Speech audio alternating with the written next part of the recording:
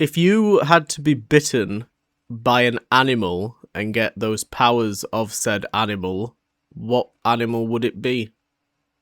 Well, I get bit by my cats like all the fucking time, so Would you describe yourself as cat-like? statistically speaking, no, I wouldn't actually. So it would help me out a lot. I'm incredibly clumsy. Cats can be clumsy. Boy cats. Yeah, and I have two boys. So it all lines If up, it all makes Artemis, sense. if Artemis bit me, he's kind of got brain damage, so that would Well, probably be fucked up. would you want to be bit by a spider? No, I wouldn't. Yeah, no, fuck that. You That's would my... definitely not want to be bit by a spider. Yeah, no, I cannot, no. What would I've you be bit been, by? I don't know, probably something stupid like a penguin. Oh yeah, you could But rock what... some penguin powers. I'm trying to think of like... No, We because I would have to lay eggs. and they swim. Do you like Oh, swimming? they do swim. I hate swimming. That's what I thought. Yeah, I'm not a big swimmer, not a big flyer. I would I be a great really, penguin. I really just need something that's like very grounded on the floor. What if you were bit by like a bear? You'd probably just Sure. die, huh? Yeah, probably. Yeah, probably that's me done, I reckon. God, I don't know how that was supposed to segue into Spider-Man Brand New Day, but I tried, okay? Well, he didn't get a choice, so I wonder That's what he would true. say if we asked him. Do you wish that, now that we're 4 films in, the first Spider-Man to ever actually get 4 live-action films, do you Right. wish that we had seen Tom Holland's Spider-Man Origins with with Ben Parker and the Spider-Bite, or are you good not having it? I think officially, now that we've seen that he clearly just doesn't even exist in this universe, I'm not bothered by it. Well, he does exist. Does he? They've Yeah. never made mention of him. So in... Oh, God, maybe... Oh, actually, okay, wait. There was like They've a... I don't never. think it was in Far From Home, but there was an advert from Far From Home that had the Ben Parker suitcase. Okay. And in Homecoming, he says to Ned, like, you can't let May know after, like, everything she's been through, like, insinuating Uncle Ben. No. But, yeah, we've not really had... Why have we not had an Uncle Ben reference? She would have been buried next to him. And he is not Oh, at the true. graveyard whenever he visits Aunt May. That's weird, actually, that they So didn't... Yeah, that would I have been the don't believe perfect he place to put exists, it. man. I really don't. And I'm fine with it. Yeah. I think Aunt May, like, is a very important character for Spider-Man. Arguably more important than Ben Parker is. It's really the Maguire films that have, like, you know, popularized the whole Uncle Ben thing. I know Because people Uncle I Ben mean, was I great in like that. it because of the moral implications he has to go through. But he's had to go through a lot of those moral implications in these movies just in different ways. So Yeah, I yeah. think it's a cool new way to see the character, in my opinion. The moral implications are part of Spider-Man and not necessarily part of Uncle Ben. Yeah, and I have said before that it was dumb, and so I take that back. So I just want people to know I have gone back on my word. I have not always felt this way. I don't know if your word I've was said on changed. this podcast. Probably not, but I like to be transparent. Okay. Well, that's good. You can We change and you grow, can change and you can mutate. and you can see, yeah, yeah, Yeah. you can mutate. Uh okay. We're gonna just fucking go balls to the walls with this, like spoiler alert, I guess. It's gonna be spoiler city up in We here. always talk about spoilers because we always upload the podcast like a week or two after the fucking films come out. So Yeah. the way that we're gonna approach this is like I just want your general thoughts on the film, the bits you liked, the bits you didn't like. It doesn't have to be in any kind of chronological order. And then we'll kind of afterwards, once we've kind of blurted everything out, then we'll kind of like dissect it a little bit more and talk about like specifics. But did you enjoy it? Yes, I had a great time in the theater. Good. I was in the front row, Oh, so it was very fun. I got to just stare up and hurt my neck the whole time, but it was still worth it. no reclining seats? They did recline, it just doesn't really help. Okay. How It only did goes so far back. how did you feel about like God, there's so much. Okay. How did you kind of feel compared to like, you were very excited for the film, and Mhm. do you feel like it met your expectations, and do you feel like any of it was spoilt for you? I don't think it was spoiled for me. I did know even about the Jean Grey reveal by the time I went to see the movie. Okay. But that was fine because I already knew in a way, you know? I tried And very hard not to bring it up, just on the it off was chance. yeah. I tried to avoid everything, but literally one day I walked into work and someone was like talking about it and we were like, "Yeah, it's going to be a good movie because neither of us had seen it."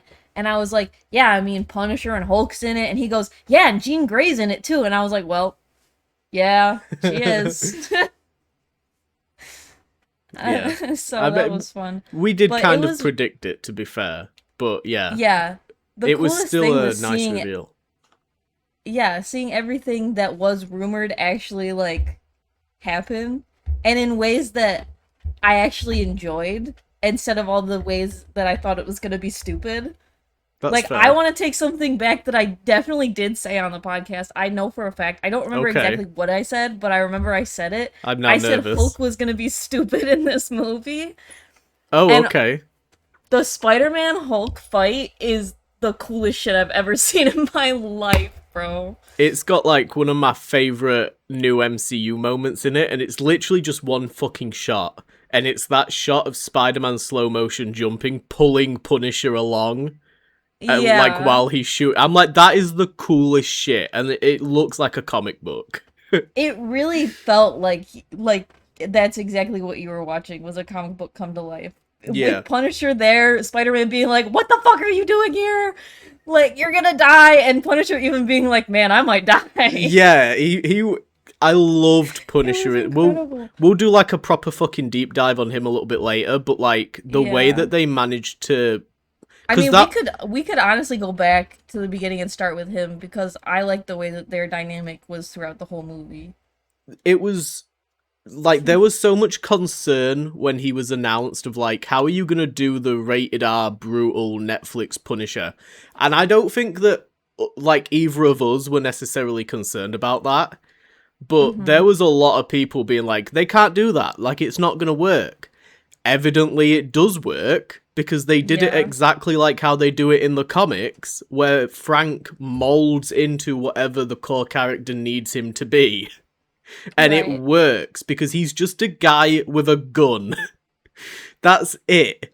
And like everything else, it's like people were saying, oh, he's gonna need like a mech suit to fight Hulk and stuff. And it's like, no, there's No. ways to do He's not shit. fighting Hulk. Yeah, The he's whole thing he's is that doesn't he's stand a not doing chance. that. He doesn't He was a even want to. distraction. No. Like the He was literally just a realization hit him. distraction. He was like, oh shit, like in real time you saw the realization like clock, and he was like, yeah, I don't want to fight the Hulk. It was so good. Their chemistry was brilliant. It really fucking, this is something that I'll probably bring up again later, but it does really pain me that we never got to see Spider-Man in the Daredevil show. I know. It, like, they could have interacted there. And like, they kind of have their own little Budapest moment of like, oh, I saved you on Staten Island that time, Frank. And Frank's Right. like, yeah, stop bringing it up. I Which want I to kind see of that. liked that. As much as I do want to see it, I was kind of like, it's cool that they already know each other. They ran into each other before. It leaves a lot of room for other heroes to like have met other heroes before. Yeah. And like you don't necessarily have to be like, oh, let's do all the introductions, let's do small talk, let's do this and that, and you could just like have them be together because they live in the same fucking city. I think this is the same thing as skipping the origins for a Yeah. character, to wind it back to what I asked earlier. Like, and I think we're in kind of like an age at the moment where you can get away with doing that. Like the Robert Pattinson Batman, you never see his parents die. Yeah. Superman, it's not an origins film. We're at a point now where you can just take these two characters, mash them together like action figures, and it works. Especially with a character like Spider-Man or Batman, because it's just like there's a baseline knowledge of the character. Regardless of what they change, there's still that like core character that you already know about. Yeah. What was like how did I'm trying to figure out my fucking train of thought. There's like so many things I'm like I need to ask about this and I need to ask about that. And there's a dog barking in the background and it's pissing me off. I need to close my window is what I need to do. So say something. I don't even know. There's so many things I want to say, but I don't know where to start at. How did you feel about the scene in the hospital with Frank in particular? Like it felt with like the way that he spoke to Peter, like since we're talking about fucking Punisher and Spider-Man, like the way that he addressed Peter, it was almost like he kind of sees Spider-Man as his own kid. Yeah. And I thought that was a really good way to take the character. And it he's a very black and white character. And I mean, Spider-Man is that way too in a different way. I'm closing my so it's definitely window. Like I feel like for Punisher he's probably seeing like a lot of himself in Peter Parker, and then also like seeing it's the same thing with like Iron Man. You see parts of yourself, but then you also see that he's so much better. Yeah. Like as a person, like believing in humanity and stuff. Like he's better at that aspect of being like a hero. Yeah. That's what makes Spider-Man a hero to other people, like other heroes in the Marvel universe, which I think is cool. I feel like the moment I do think that Spider-Man's not always right in his no-kill rule, so I do think that dynamic it's like Batman, really, isn't it? Yeah. It's like it's Batman a similar logic issue I have with every no-kill superhero. Yeah. Which I understand, because I also get the, like, nobody has the right to take someone else's life, right?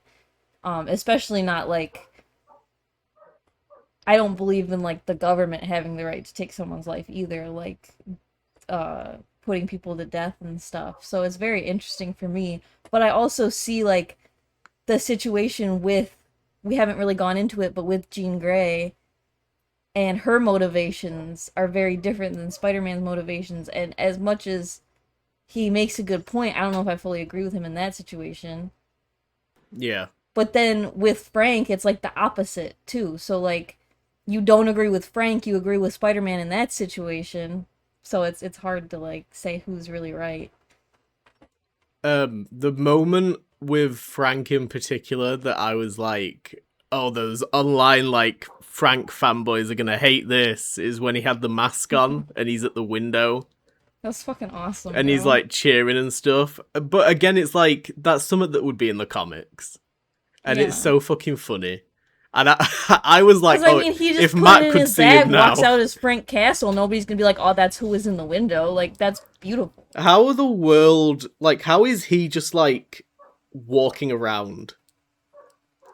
How is Frank Castle formally convicted Who's criminal? Fuck with Frank Castle, bro? Well, yeah, that's what I was thinking. He literally to be took fair. out a whole squad of Kingpin's police task force.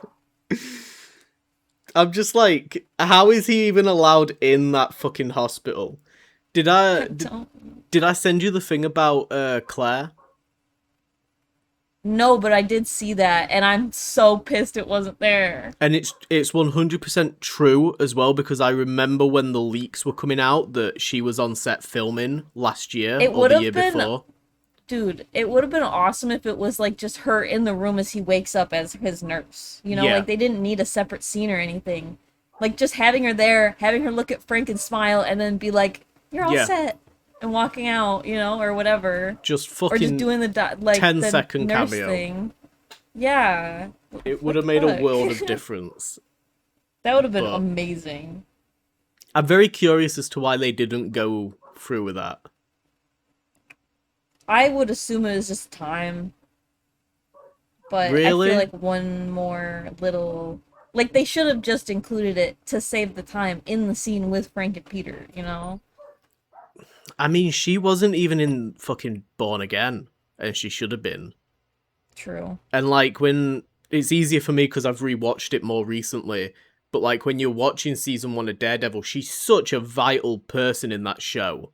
And even though she does take a backseat in the Daredevil show because she's not like, she's a bit of a romance, but then takes, she becomes the Nick Fury connecting them all together.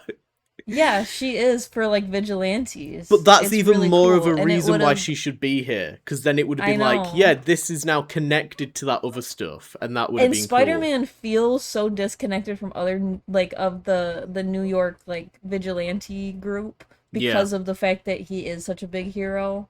And now he's been in like Avengers movies and stuff that I feel like having her in this to connect him to that side of Marvel would have been perfect.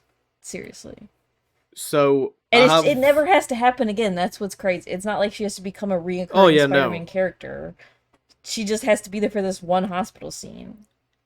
So speaking of being disconnected from other superheroes in New York, how did you feel about the Yelena rumors being true? Oh my god. She was in Okay. fact First on of set all, and naked. he was not naked. She was naked. Kind of, yeah. Yeah, that's what we were talking about, was her being naked. Yeah. Which Yeah. is I think they did it in a funny way. I was I was laughing. It was a good. Especially cuz I knew like I remembered what you said and I remembered how I reacted and I was like, "Oh my god, this is not you." We both didn't believe it. We were both like, "Nah, that's bullshit. No, I didn't even There's no believe she was way." gonna be in the movie. I was like, no, man, I only not in did her because too. Kevin Feige pretty much said it. Yeah, I like that she was But just in it to like sit around. It's yeah, kind of interesting that that's like what they're gonna show of the new Avengers before Doomsday. I I liked her attitude and like the big potato, small potato stuff. It makes Yeah, sense for her character, especially after the Thunderbolts have just dealt with Sentry. right.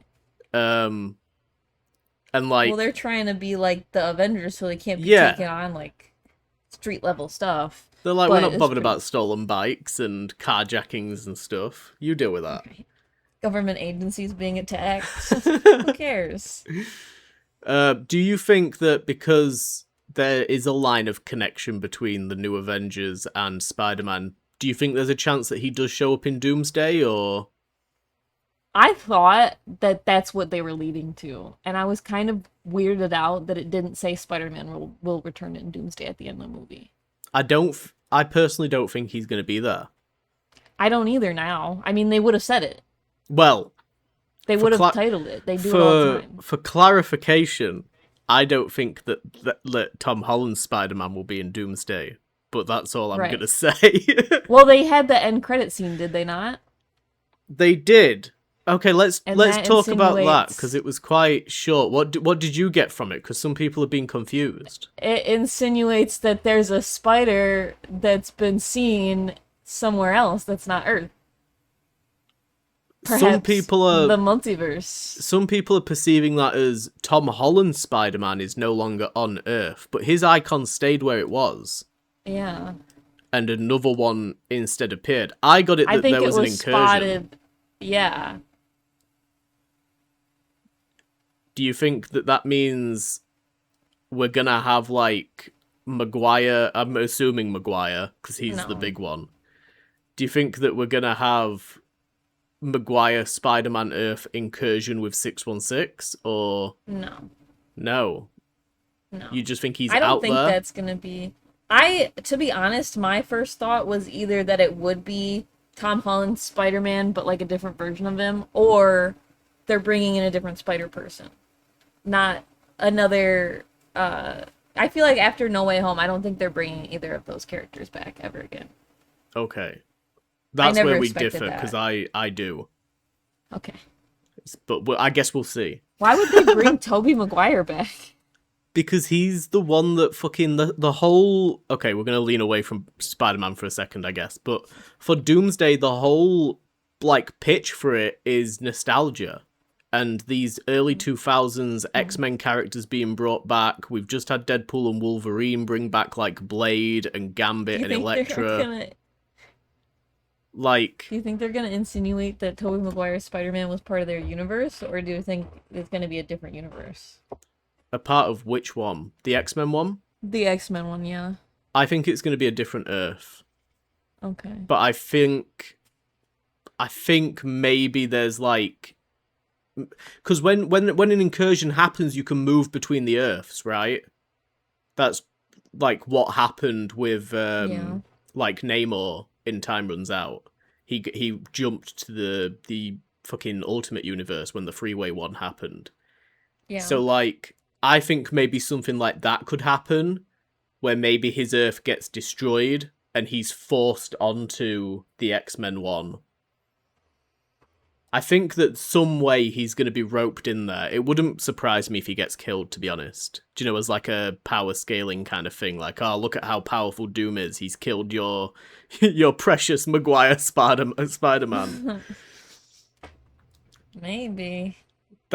I think that Doom is going to be taking out like a lot of nostalgia bait.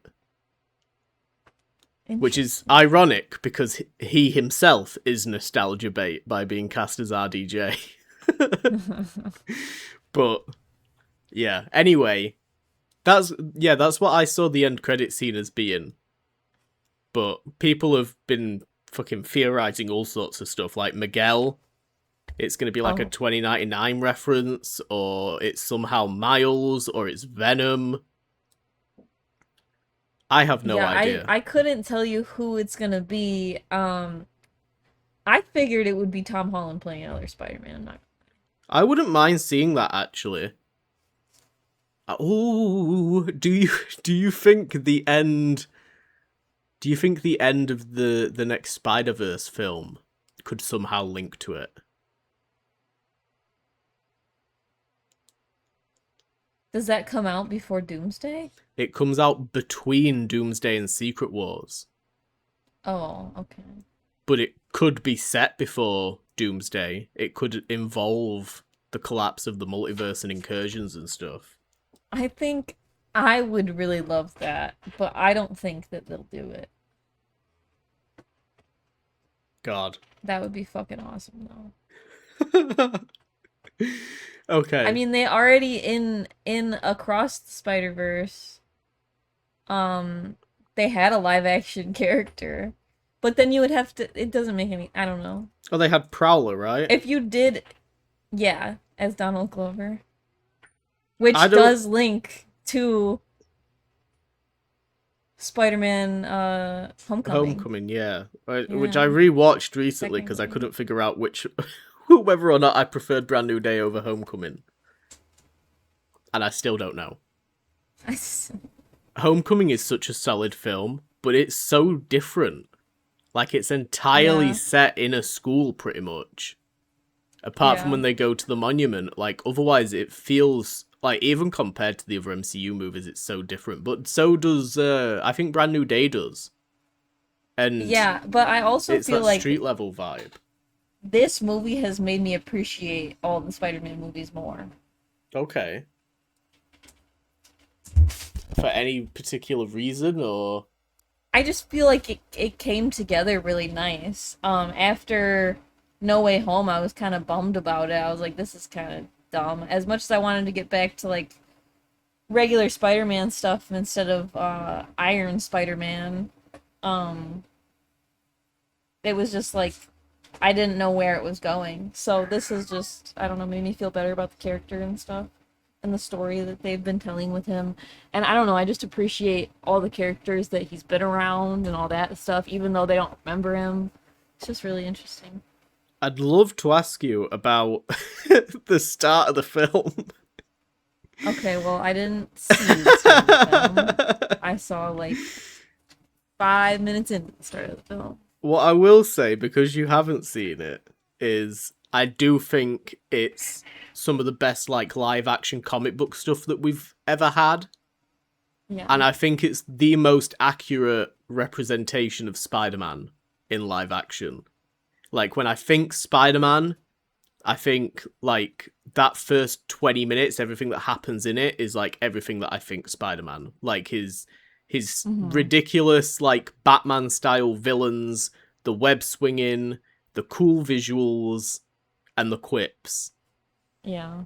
And I I'm gonna feel go like that see it later, all... so I'm gonna get my full. I think I'm gonna you'll see it enjoy again. it. It'll Yeah, be I like mean, you're I saw watching an some of extended it. edition. You get to see all these cool cameos. I saw some of it, and I've been seeing like they obviously released a lot of that in the Yeah. trailer. So that's cool that I still like know what it is. And the coolest part is that we've seen the behind the scenes for that, you Yeah. know? And the fact that it's not all CGI is incredible. So going in, I can't go in like accurate chronological order, but I don't know. How did you feel about just the fucking like the tank action scene? Him chasing the tank, you know, breaking into the Department of Damage Control. I guess it was Jean breaking out Scorpion. Yes. Yeah. How did you feel about that whole sequence, and how did you feel about Scorpion? I thought that it was really, I mean, it was really well done. I'm excited every time I see action scenes in Spider-Man movies, so I was sort of just in awe of that the whole time. I didn't expect that to be the start of the film. No, but I'm glad that it was, because I was like, Yeah. oh, this is great, because that main trailer and like the main action scene in the trailer, we can get it out of the way, and everything It else will be really new. felt it really felt when they released the trailer that they did show us the whole movie. And they kept releasing trailers, but somehow there was still so fucking much more of this movie. I think, And the way they set the trailer up, it really misled you to where certain events were going to happen chronologically. yeah, Like with the hand, and you were thinking that it was going to be someone else. You had me convinced that they were going to have a more important part of this movie, yeah. which they Well, were I in thought it, they but it wasn't would. really about them being in it. They were just there as like good fighters, you know? Yeah, I was genuinely like sold on, because they're all over the posters and shit, which I get now Right. after seeing it. Why? Because they are still the big final battle. Right. But I thought that, like, oh, you know, Punisher's gonna start leading the hand, or like there's gonna be some plot device that is based and centered around the hand. And as soon as I saw that slow motion shot at the start, I was like, oh, I was wrong. I was really Yeah. wrong. But I mean, I was still glad that they were there, and I'm glad that they acknowledged that, like, yeah, in the last 4 years, Spider-Man's been doing all that comic booky shit, and he's been taking on Ramrod and Tarantula and Boomerang and, Right. you know, all of his old classic villains, because it's almost like then, if you wanted to, you could pick up some of those single issues Mm-hmm. and use those as canon, True. And also which I do like. just like having a gallery of villains to bring back for him too. Not that Yeah, you necessarily need to use each one in like a specific movie as the big bad, but to just have them in there would be cool. You just know, you yeah, could call just more back little to that. cameos. Or like you said, I missed Tombstone, which would be a cool bad guy to bring back, you know? He's one that I want them to use And so much on the TV stuff. right, that's what I was gonna mention. I was like, they don't even have to bring back these villains in Spider-Man specifically No, because they're just in New York. I think it's difficult because of like rights and shit. True. I Yeah. don't I But it don't know would who be they have more access easy. to. It would be easier to get the rights to a villain as opposed to getting the rights to Spider-Man, I feel like. You know? Probably, yeah, especially if it's maybe somebody like Hammerhead or Tombstone Mm-hmm. or like the Owl or whoever. Unless for some reason Sony has more fucking villain movies planned. No, they've flat out said that they're not doing that now. That's a good idea, probably. Yeah, let's pack that in. Um Apparently, the goal for that was to like eventually bring those over and have Tom Holland Spider-Man fight them, but evidently the box office slowed that down to a halt. Yeah, that did not work out. Thank God as well. I'm sure that was their plan with Morbius. Yeah, fucking hell. How do you feel about the Wolf? His new Jim Gordon character, his contact in the police. It's cool. You like her? I think not I don't know. I thought she was like a good like Aunt May stand-in, because she was constantly telling him like, oh, you know, are you still suffering with those headaches? Get some rest. You know, we don't need you all the time. Like, don't overexert yourself. I think he's overexerting himself. Yeah. But I thought that was quite nice that like he does have somebody that can kind of like push him back a little bit and kind of tell him when he's doing a little bit too much. I thought she was really well cast as well. I liked the actress. Hulk. Bruce Banner. Hulk. I'm avoiding talking about Sadie Sink because there's a lot. Oh, in fact, what I will say is, because you mentioned the trailers and how much they showed, I do think that I regret watching as many trailers and TV spots as I did, but the actual plot of the film never got spoilt for me. It were just moments, and everything to do with like Jean Grey, the VMAX reveal, her sister, fucking, I can't remember the dude's name, but the head, the director of damage control and like the inhibitor thing. All of those I had like no real idea about. So it was nice that while they did showcase a lot of like the visuals and the action and stuff in the trailers, they didn't actually give away any of the plot. True. But how did you feel? Oh, go on. How do you feel about Spider-Man creating the inhibitors and then giving it to damage control? Honestly, I don't like that it's him that's done it. I think it makes sense. I think it makes sense in the way that, like, you're not gonna like what I'm about to say. I think it makes sense in a way of like, this is a Spider-Man that got brought into the game by Tony Stark. Exactly. And that has been... Oh, you like what I'm about to say. I agree with you. I think that it makes sense that he is making technology without necessarily considering the wider implications of it and what would happen if it did fall into the wrong hands. Yeah. And that applies to multiple characters. It's not just Iron Man and Tony Stark, but within the MCU, he's the main one because of, like, you know, Iron Man 1, Age of Ultron. He's done a lot of them. Yeah. Into literally Far From Home after he's dead. He's done it. Yeah, it's been a running theme throughout all of it that, like... It's really a part of Iron Man's character. If you think about it. It has been for a long time that he's like, I don't know, cursed with creation or something like that. Especially with him, I mean, being a weapons dealer at the start of his, like, story, and then having to come back from that. He still has those initial, like, do it for the sake of advancement without thinking of the consequences. I think that with Peter, it kind of puts him in a position where, I mean, he's gonna feel fucking awful if he ever finds out that, like, they take what he started with and developed it into mutant dampening collars. But I think it's a lesson he has to learn. That is true, but I also think that it's accidental and innocent enough that you can get away with being like, yeah, but he didn't mean to. No. And, like, they're choosing to take that technology and use it. I disagree with you on that point because of the fact that he had that conversation with Bruce Banner. I think if they decide to not address it, then you can get away with using that.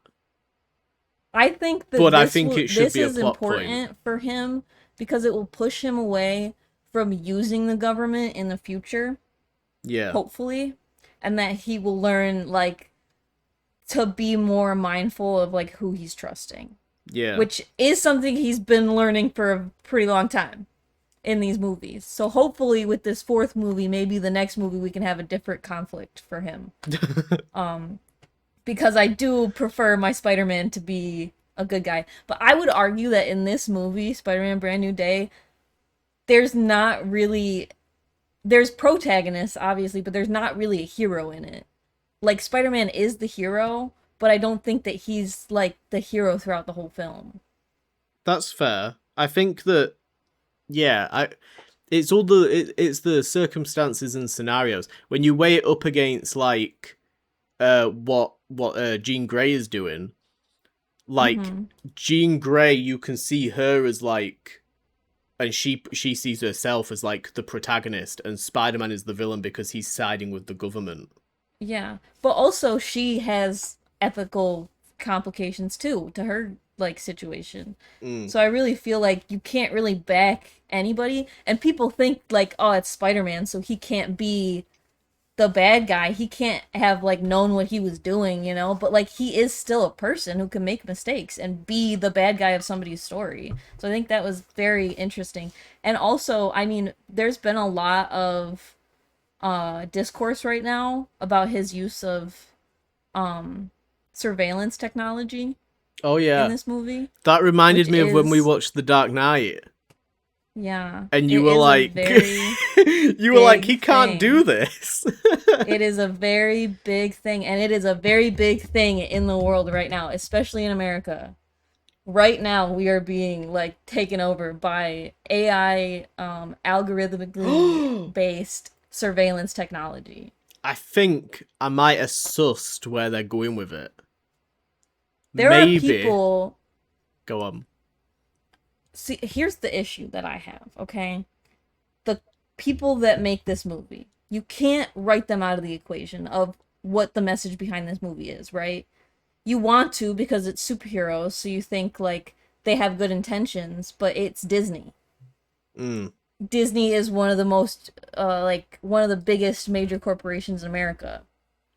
And they have heavy influence with their money in our politics and stuff like that. And the way that they move in that aspect of their business affects these movies and what they put out in these movies, what they allow to be put in these movies, which is not going to be anything AI surveillance state. It's not going to be anything anti real government agencies. So you're always going to see people like the Wolf as a cop. She's a good guy, right? Because she's Yeah, working with yeah. the police, but then you have this fake Department of Damage Control agency that they're going to use to say that these are morally bad guys. Like, this is a government agency that's corrupt, but our regular government agencies are fine, you know? Yeah, And yeah. then they'll have him use surveillance technology. Maybe it doesn't, like, it's not in a good way, but, like, they're never going to tell you, like, that he's against this because it's a necessary evil for him, you know? Yeah. And he's fighting these people that are enhanced, that are like and that's what they did in this movie. And I liked how at the end like he realized what like the person he was fighting was the wrong person, you know, Mm. and he really should have maybe been listening a little bit more, but because of who he is as a character he wasn't going to do that because of what she was doing, you know. It's all very like hard to even quantify, but it's an interesting conversation, and I think it's important, and a lot of people are shutting it down simply because it's Spider-Man and they don't want their favorite hero, which I understand, to be like a bad guy or to have like or to do like things that aren't heroic all the time, but I feel like we need to accept that that's what he did, you know, I mean, and that he needs to I would accept it also too. make the argument that he's been making bad choices or like morally questionable choices since Homecoming. Mm-hmm. Like he very frequently makes choices that yeah, if he did, but that's the advantage of having like a flawed character, and it's what makes it more interesting. But Right. he has, whether people realize it or not, been making decisions that have put him or other people at risk, and in some Yeah. scenarios gotten people killed, like Aunt May. Like, there's Exactly. multiple things that have happened throughout the trilogy already that have also kind of followed this same theme. Hmm. And that's And just right how now he he's in a is. very like radical part of his life because he has nobody. His whole life is fighting crime. This is where you get like can Batman and Spider-Man exist if there wasn't like criminals to fight, you know? Yeah. And do they actually want to stop the crime or are they just crime fighters? I do think that with this whole questionable technology theme, which again, that's been from Homecoming Mm-hmm. and has followed its way into Brand New Day, I do Yeah. get the impression that maybe it could lead down the route of them doing the Parker Industries storyline, but that goes down like a. I'm pretty certain that leads to like the Clone Saga and stuff. I don't know Mm. if they're gonna fucking go that far, but like fucking Doctor Octopus inside Peter Parker's body. But there is like a period in, I think it was like the 2015 kind of Spider-Man comics where Parker Industries was a thing.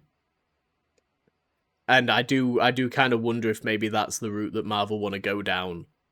I don't That know. would be very interesting. Anyway, I do think yeah. also people have brought up how is he paying rent in New York? I feel that's one of those things like I would like it answered, but it's a comic book film and I don't care. He needs a job, okay? That He is needs true. something else to do other than Spider-Man. I like to think that he does in some way get paid. That's not good for him to get paid for being Spider-Man. I don't know. But It that's seems the like something he would unless be he's against. like maybe he like sells shit. Maybe he He's an uses Etsy Vinted. reseller. Yeah, Oh my god, Vinted. maybe oh my god, Depop. he's selling fucking he's selling his little technology things on fucking Etsy. Oh Jesus. God, we've just created an even worse headcanon. Uh yes. Anyway, I'm not a huge fan that it's him. I do think it fits in with the themes and stuff, but unless that this is going to be a big plot point further down the line for him, I don't I don't like that There it's are him. also people being like, "Ah, he doesn't know about mutants. How could he possibly know about like But it's the inhibitors?" But it's like it responsibility of doesn't it. even just work on mutants, first of all. He says it's It's a anybody. universal one. Yeah, so and there's plenty of people with powers and then he is just oh my god. And it it brings me all the way back to Civil War where he started. I would have preferred if it was Banner. No. Yeah, I think if you were Technically, gonna do it in this film, I would have preferred if it technically was it Banner. was Banner in a way. He created his inhibitor first, but For then him, Peter Parker made the universal inhibitor. I Oh, kind of got yeah. the impression that So, when is there not a portion where he's like, oh, yeah, where he tells Bruce in human form that he's made the universal inhibitor? no, he says it or Is he it when he's in mentions Hulk that mode? it possible to make a universal inhibitor and Bruce is like though that there's like some implications to that literally tells him Yeah. like you might not want to do that and then he does it and then when he's Hulk he tries to give Hulk the universal inhibitor. He says this one's universal and Bruce looks at Okay. him like oh my god. Yeah, that's the thing that Yeah, like and then he can't get it on the Hulk because his skin's too tough. in the context of the film, I would have preferred if it was just somehow Damage Control have taken the remains of Hulk's thing, like the brace. They take that. I would have preferred that route if we're gonna like create an origins for the X-Men dampener. I would have preferred that over Spider-Man. I think Unless it's again so it's gonna interesting that he created it to like it's not if they don't mention it. suppress himself. It's And not then if they're they literally never bring it back up. like you're suppressing nature. Man versus technology, man. I don't know. I'm just saying, if I was in that That's situation, Spider-Man. I would probably also try and fucking suppress it because he was doing some scary shit. He was, but it was because he wasn't accepting himself. It was because he wasn't learning, he wasn't taking the time to learn how to use his new powers. He was trying to just push back into the bullshit when he couldn't be at his peak right now because he's got to figure shit out. And yeah, the city never sleeps, but he's gotta he's gotta figure it It's out. He you're literally went fucking into a dropping coma bars because now. he was burned out so bad. He went into a coma for days. And then like his DNA mutated. That's not good, man. You should take a few more days to figure that out. So, since we're talking about the inhibitor and stuff, how do you feel that this is basically more of an MCU film than it is a Spider-Man film?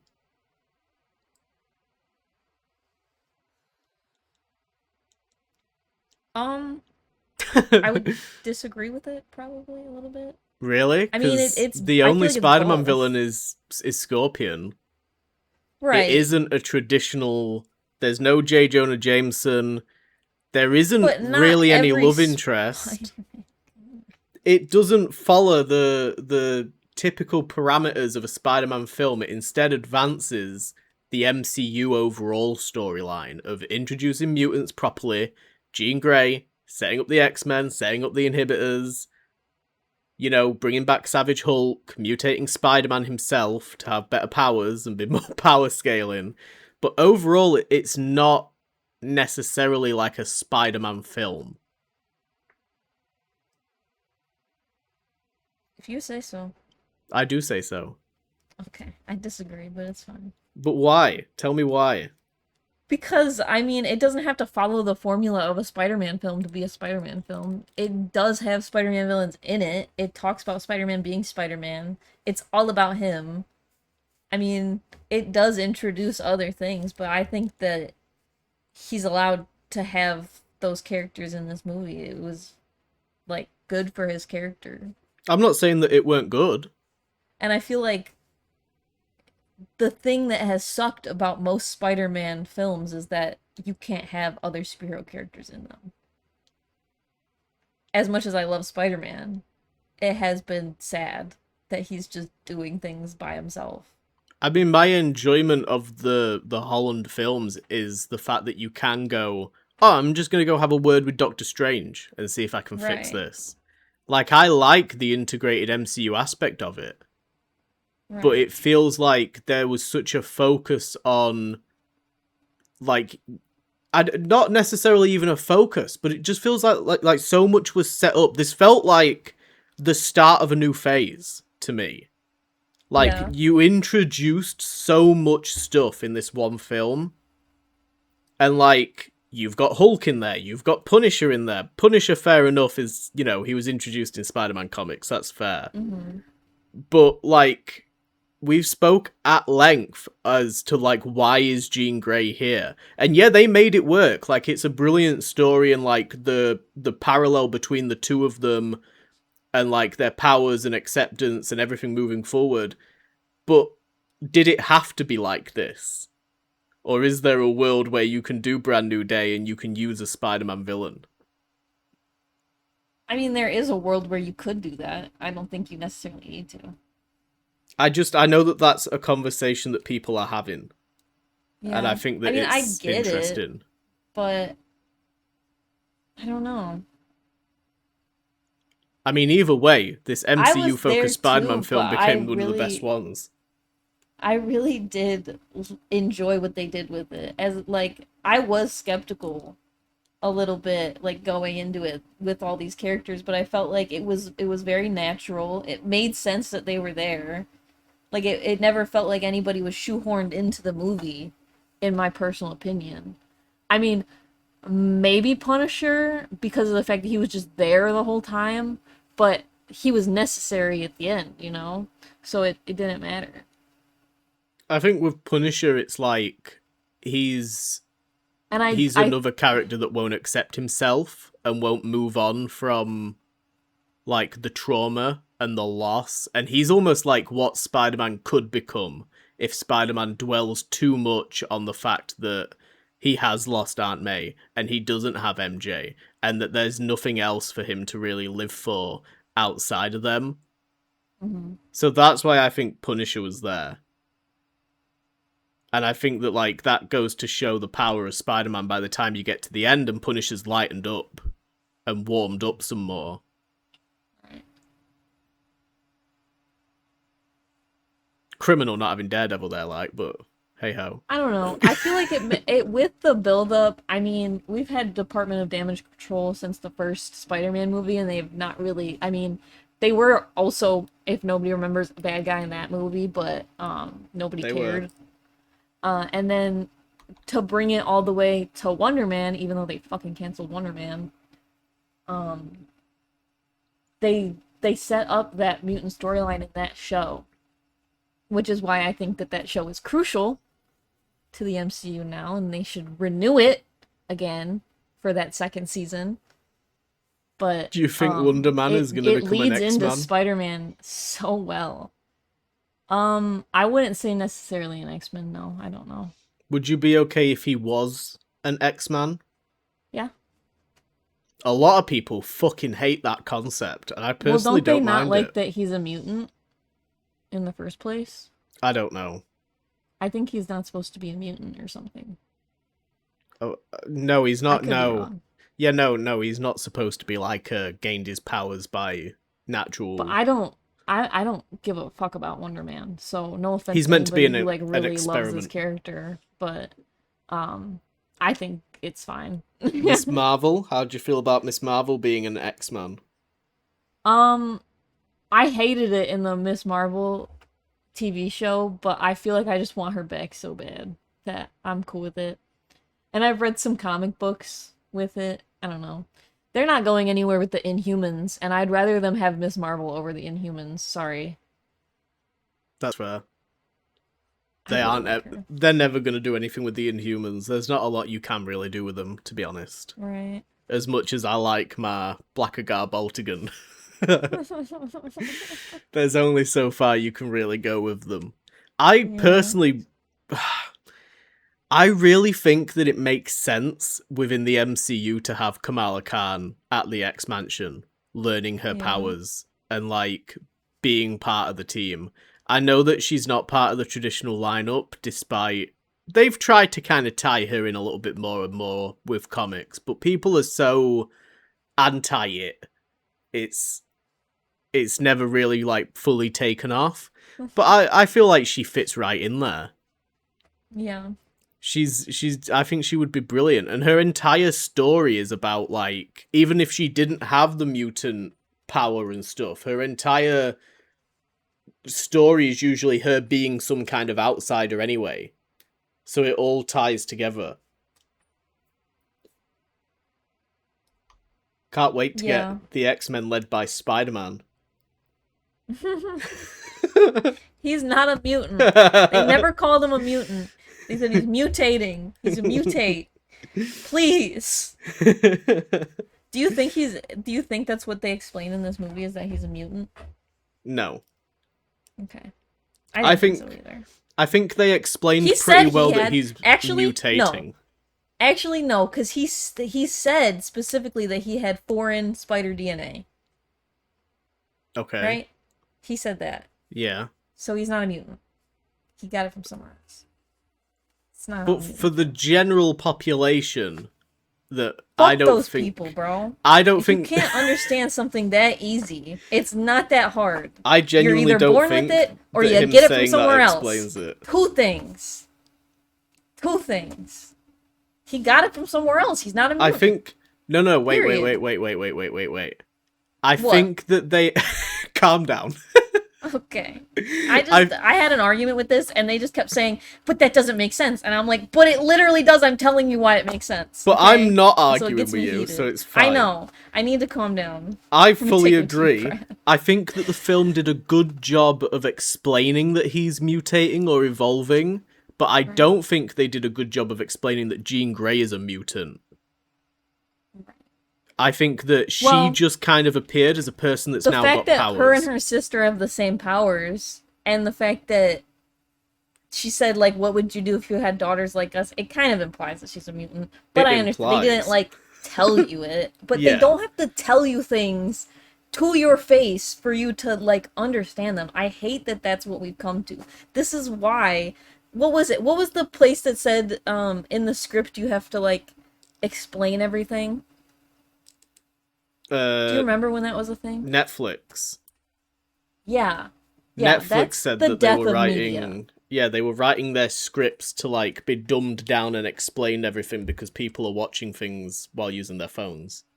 And it's like I don't want to call people stupid, so I'll rescind that. You Like you're can, it's fine, fine. but like you need to think about things. You need to put clues together in your brain for your like brain to keep working But this is a thing for the that rest of your life, you that's a know? skill that people genuinely are losing. And I I know know. somebody in my real life that has lost that skill.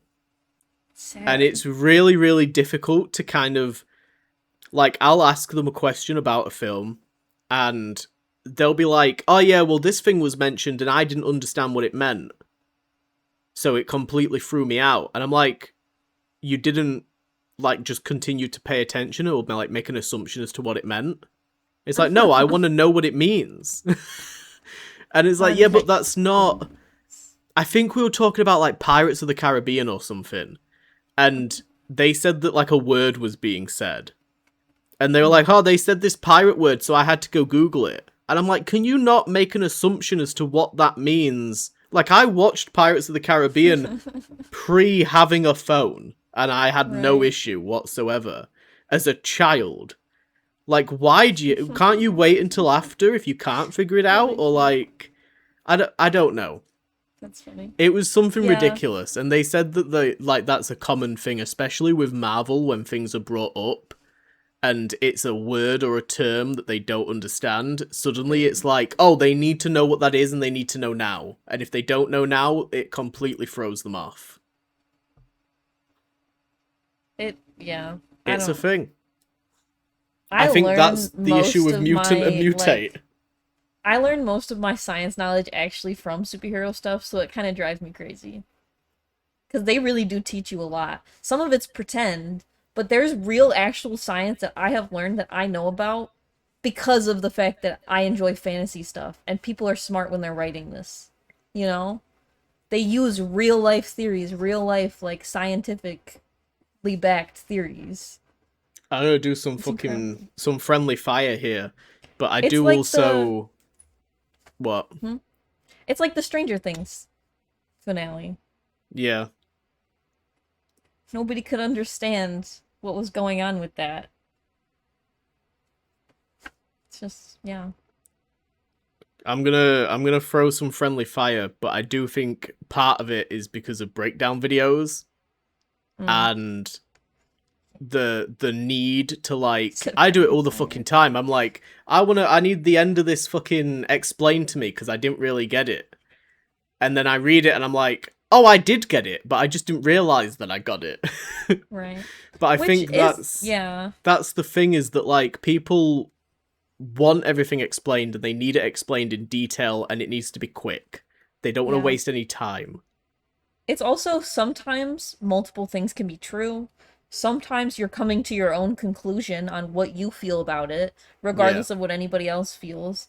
Like, it's not always like just the science stuff, but it's like the moral stuff, the ethical stuff. Like, you have to like look at that and come to your own conclusions and understand like that whoever wrote that is sending you messages throughout the whole thing, down to the color of shit, down to the way things move. Like they are sending you subliminal messages the Oh, whole we movie. can't. Oh, hell no. We can't go into fucking symbolism. Jesus I'm Christ. telling you, We've it's everywhere. lost. And Symbolism is a lost art form now in films. We don't get symbolism anymore. it's not that deep. People can't handle it. God. It makes me sad when I write because I'm like, man, maybe I'm writing like too convoluted and nobody's gonna understand what I'm saying. And nobody's gonna want to read what I write just because I'm like using big words. But it's like I don't want to dumb down my own writing. There you have to think of your audience, right? So there are certain things that I write and I'm not writing them at like high levels because I know that who I'm trying to capture is not there. But if you're trying to write something like a novel and you want it to be well written, you're trying to like do your best, and that does it makes like the it's like the baseline level of media consumers right now is like really low. Chat GPT? So it's hard to like capture an audience if your baseline level for the knowledge that you need for what you're doing is too high. Because now people are just like, "Oh, I don't like it because I feel stupid when I read it, or I feel stupid when I watch it." That is true. Yeah. And it's like that like you shouldn't feel stupid, but like maybe learn from this. Build upon your maybe knowledge. Push through. And like, yeah, if you do need to go look at videos of someone else breaking it down, that can be helpful. If you're still like drawing your own conclusions, and then yeah, when you go watch something else, maybe use the tools that they use to break down their like whatever they broke down, and then you can like do that yourself and then try to, you know, match it and see like what you got wrong. There's been a lot of films where I'm like, I need to go see a breakdown of this, and then like Dude. I realize I'm like, oh, okay, yeah, okay, I got that, yeah, and then like 10 minutes later, I'm still thinking about the film, and I'm like, okay, yeah, all of those bits and pieces that I'm thinking about now, I probably could have come to the conclusion myself. Yeah. It's difficult as well when admittedly when you are in a cinema, you don't always catch things. That's what I literally told you that earlier. I was like, I'm trying my best to enjoy myself, so I'm not like hyper analyzing everything. I think it's difficult when you're watching something at home though, because you don't really have that much of an excuse. I mean, it's easy. Yeah. It's easy for me personally because if there is something that I'm like dying to know in the moment, I can just fucking turn to my right, quick Google, right, I'm back in the film. Mm-hmm. But for some people, it'll completely throw them off, and then they're spending, like, you know, the next half an hour of the film on their phone. Media literacy, it's gone to the shits. It's unfortunately being cremated next to physical media. Yay. Anyway, back to Spider-Man.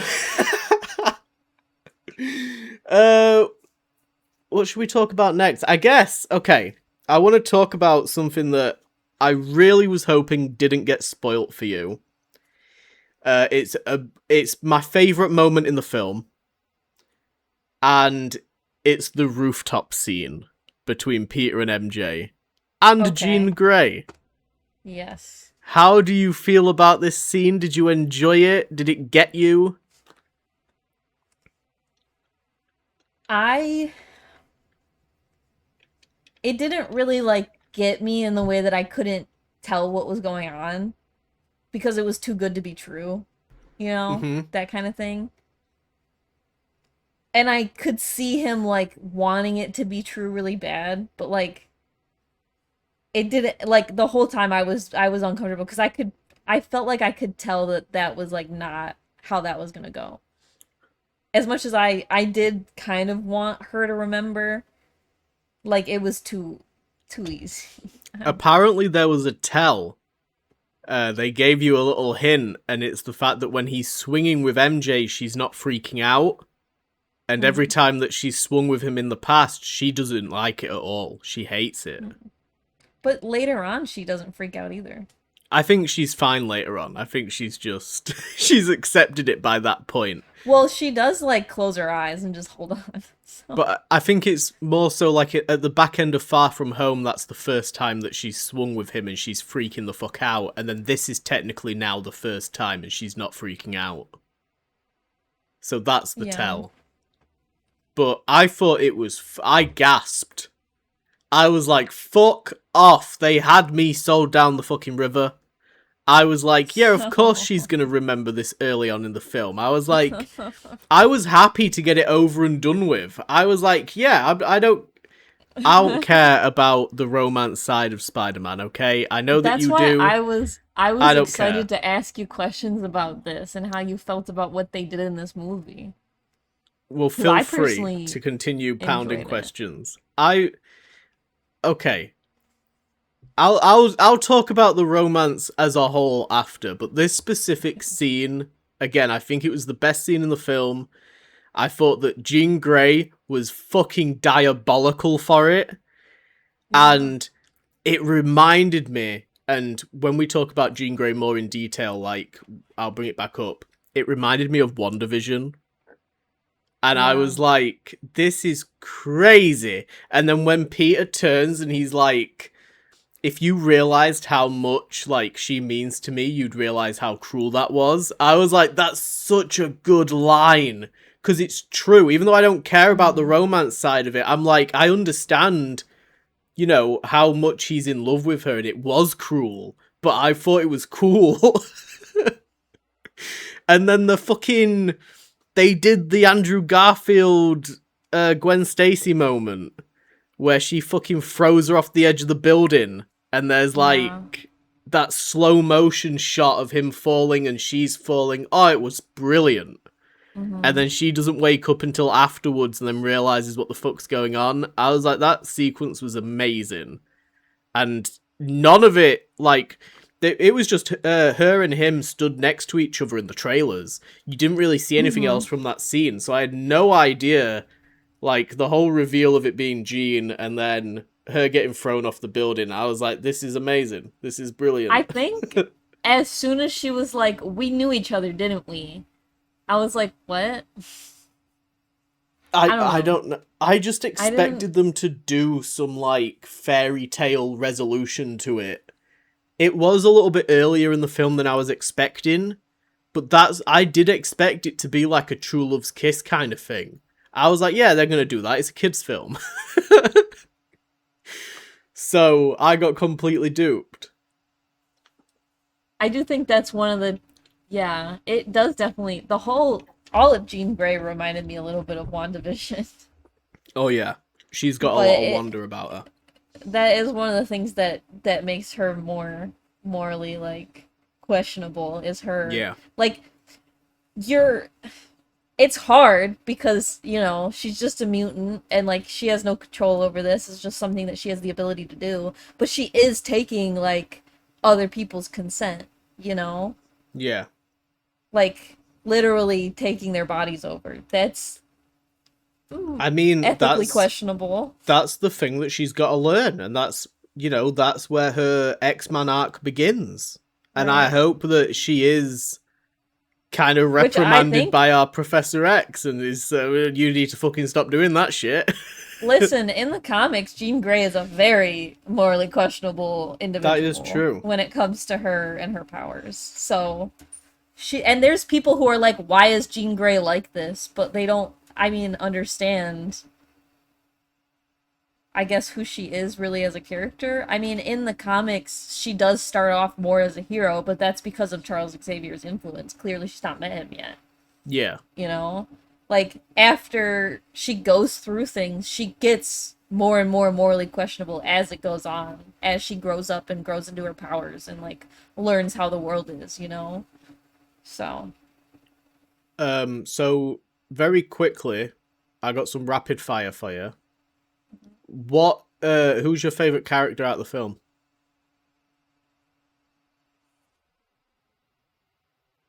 Spider Man. That's fine. Who is your favorite um, villain showcased? I don't even know, man. I liked the Hulk. I liked the Hulk a Okay. lot.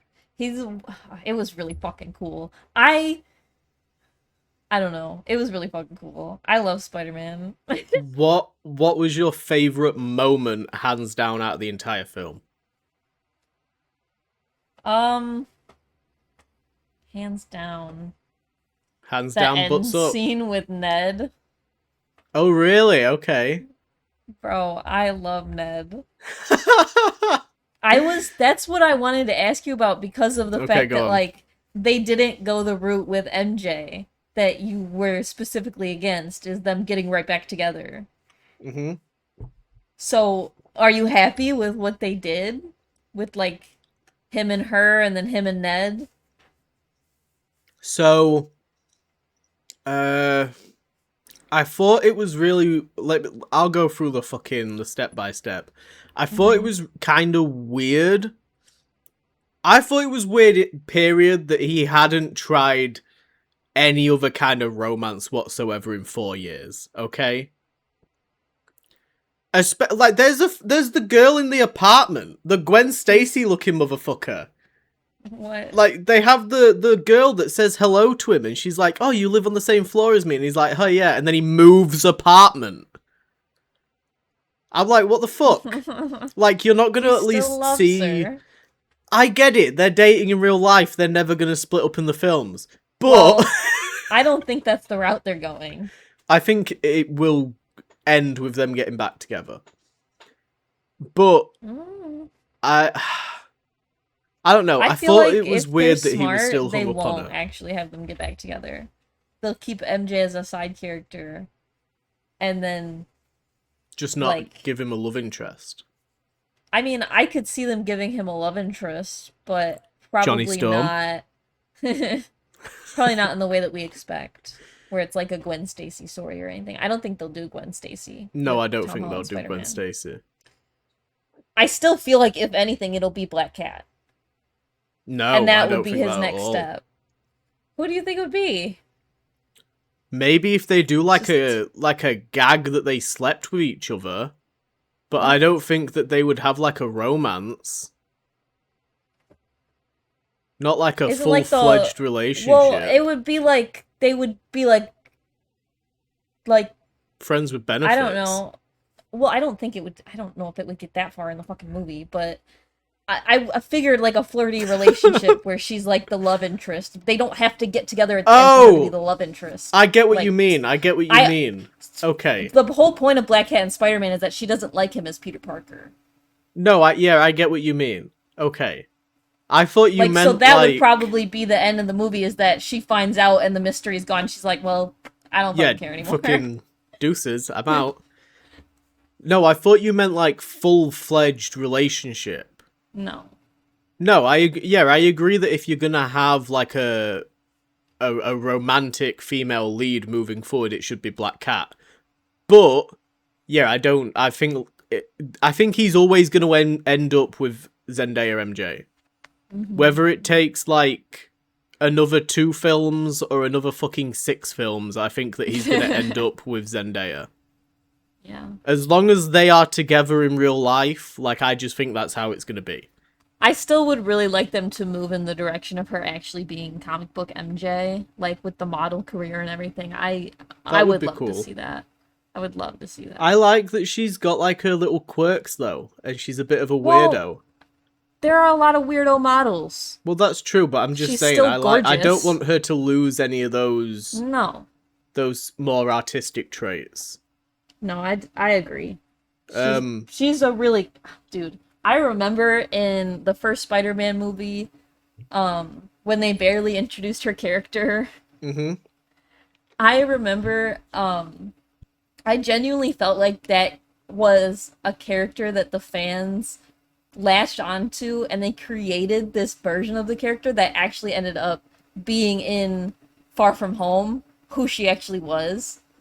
I love Michelle Jones, MJ. What do you mean? It was just like a lot of fan talk, like headcanons of her character and like her and Peter because people liked Tom Dea, you know? Oh, okay.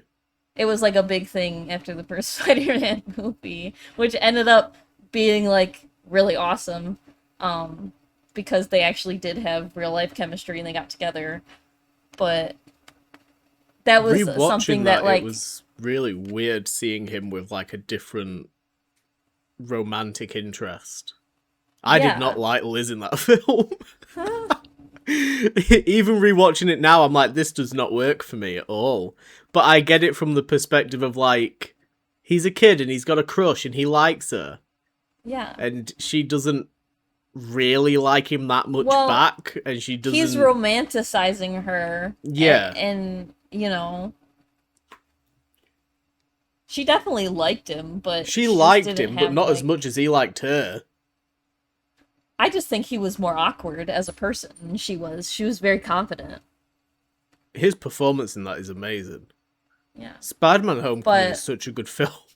and then they put Zendaya on like all the like press stuff for that movie, even though she was like barely in the movie. So everybody was like, So do you yeah. think we'll loop back around, I guess, in a second to Brand New Day, but do you think for Far From Home, Zendaya wasn't gonna have as big of a role as she did? No. Wait. Okay. No, I did think that she was gonna. I thought Oh, that they okay. planned that. Okay. They wouldn't have put her in the movie. That's why Well, I think she would have been she in the was film. there. She just Not as would that have been character. more. But she was name dropped as MJ in Homecoming. Yeah, that's what I'm saying. It was the plan all along. You don't think that she would have just been like, she's MJ, but she's just not his love interest yet? What do you mean? Because, like, that's the whole point of Far From Home, is that, like, oh, him and MJ are now going to start dating. Right. I Do thought you that was think the that... plan the whole time. Okay. That's what I was trying to get out of you. Yeah. I realized when I said no that I said the wrong thing. I meant like I don't know what I meant, but I meant that that was the plan the whole time. That's why she was in the movie. They Okay. wouldn't have cast Zendaya in that part in Homecoming if they didn't plan for Okay. her to Yeah, have yeah, yeah. like an important part further down the line. It Yeah. would have been a different person, or she would have been a different character. She would have been Liz or something. Yeah. Anyway, what I was saying before was that I do think that it's weird that he hasn't got over either of them after the 4 years. Not necessarily got over, but just made some new friends, okay? He's I isolating himself. I don't care, I find it weird. He Mate, is weird. He's weird fucking as fuck. That's the whole point. I can introduce him to a person, okay? He's this really nice Catholic boy. He's got like Who's in a couple of prison. friends. He might be released at this point in the You'll timeline, have to okay? visit him in prison. Look, But yeah, he's blind. he could be out. Hey, they would love to go for lunch together. I just know it. I really want. Oh, man. We need to have a Spider-Man film with Daredevil in at some stage.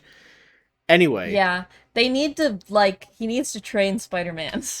I felt like Fucking... he would have been very useful in this movie, specifically to teach him how to deal with his heightened senses. Mm-hmm. Way more useful than Frank Castle. Frank was not useful at all in this movie. No. He was actually actively working against Spider-Man the whole time. He was a great comedy relief. Yeah. I think that why they Punisher... gave... Why did they give MJ a fucking... Why did she have a boyfriend, but he was only in one scene? Just to make Peter jealous. Do you know who I think it is? Who? So... There's there's the guy from the comics that dates MJ, but I don't think it's him. He's like Paul or Peter or somebody. Is it Paul? Paul. Possibly a Paul. People don't like Paul. him, and he gets killed at some stage, right? Apparently, in the subtitles for it, he's labelled as Paul, but I don't think he is. I think that's Harry Osborn. Okay. Because don't know about that. he talks about getting her a job. And he's like, oh, are you interested in this interview or whatever? And she's like, not interested at all. But I could totally see her working for Oscorp. And that's how the story moves forward. I want it so bad. And then you can have Norman Osborn in the 616 universe post-Secret Wars do the Dark Avengers shit. And you can have Harry Osborn do the Green Goblin shit. Because he's a named actor as well. That's fucking Ezra Bridger from the Star Wars stuff. Like, he's a known guy to people. Was he not in the credits? He was in the credits, but I think he's literally labelled as just MJ's boyfriend. Okay. Like, I don't know if he's got an actual character name. So I think it's weird that they wouldn't focus a little bit more on that relationship either. It reminded me of... Oh, which fucking Spider-Man is it? Is it Spider-Man 3? Where MJ dates Harry Osborn? Maybe. Oh, which one is it? I think it is, because he's like there's that gif of James Franco turning around and smirking that everyone uses. I think it's that one where he's dating him. Where he's dating MJ. Him. He's dating him. Harry and Peter are dating. Too many There's pronouns. some fan fictions about it. But yeah, I think that might be Harry. That's my headcanon. That's what I'm throwing out there. Hey. I thought it was kind of weird that after 4 years he's going to a party where they're at. I don't know. I just feel like at that point, is it not a bit late? Is it not a bit late? It's been 4 years, okay? I think that was MJ's point. Yeah. That's why she was like, "What the fuck, bro?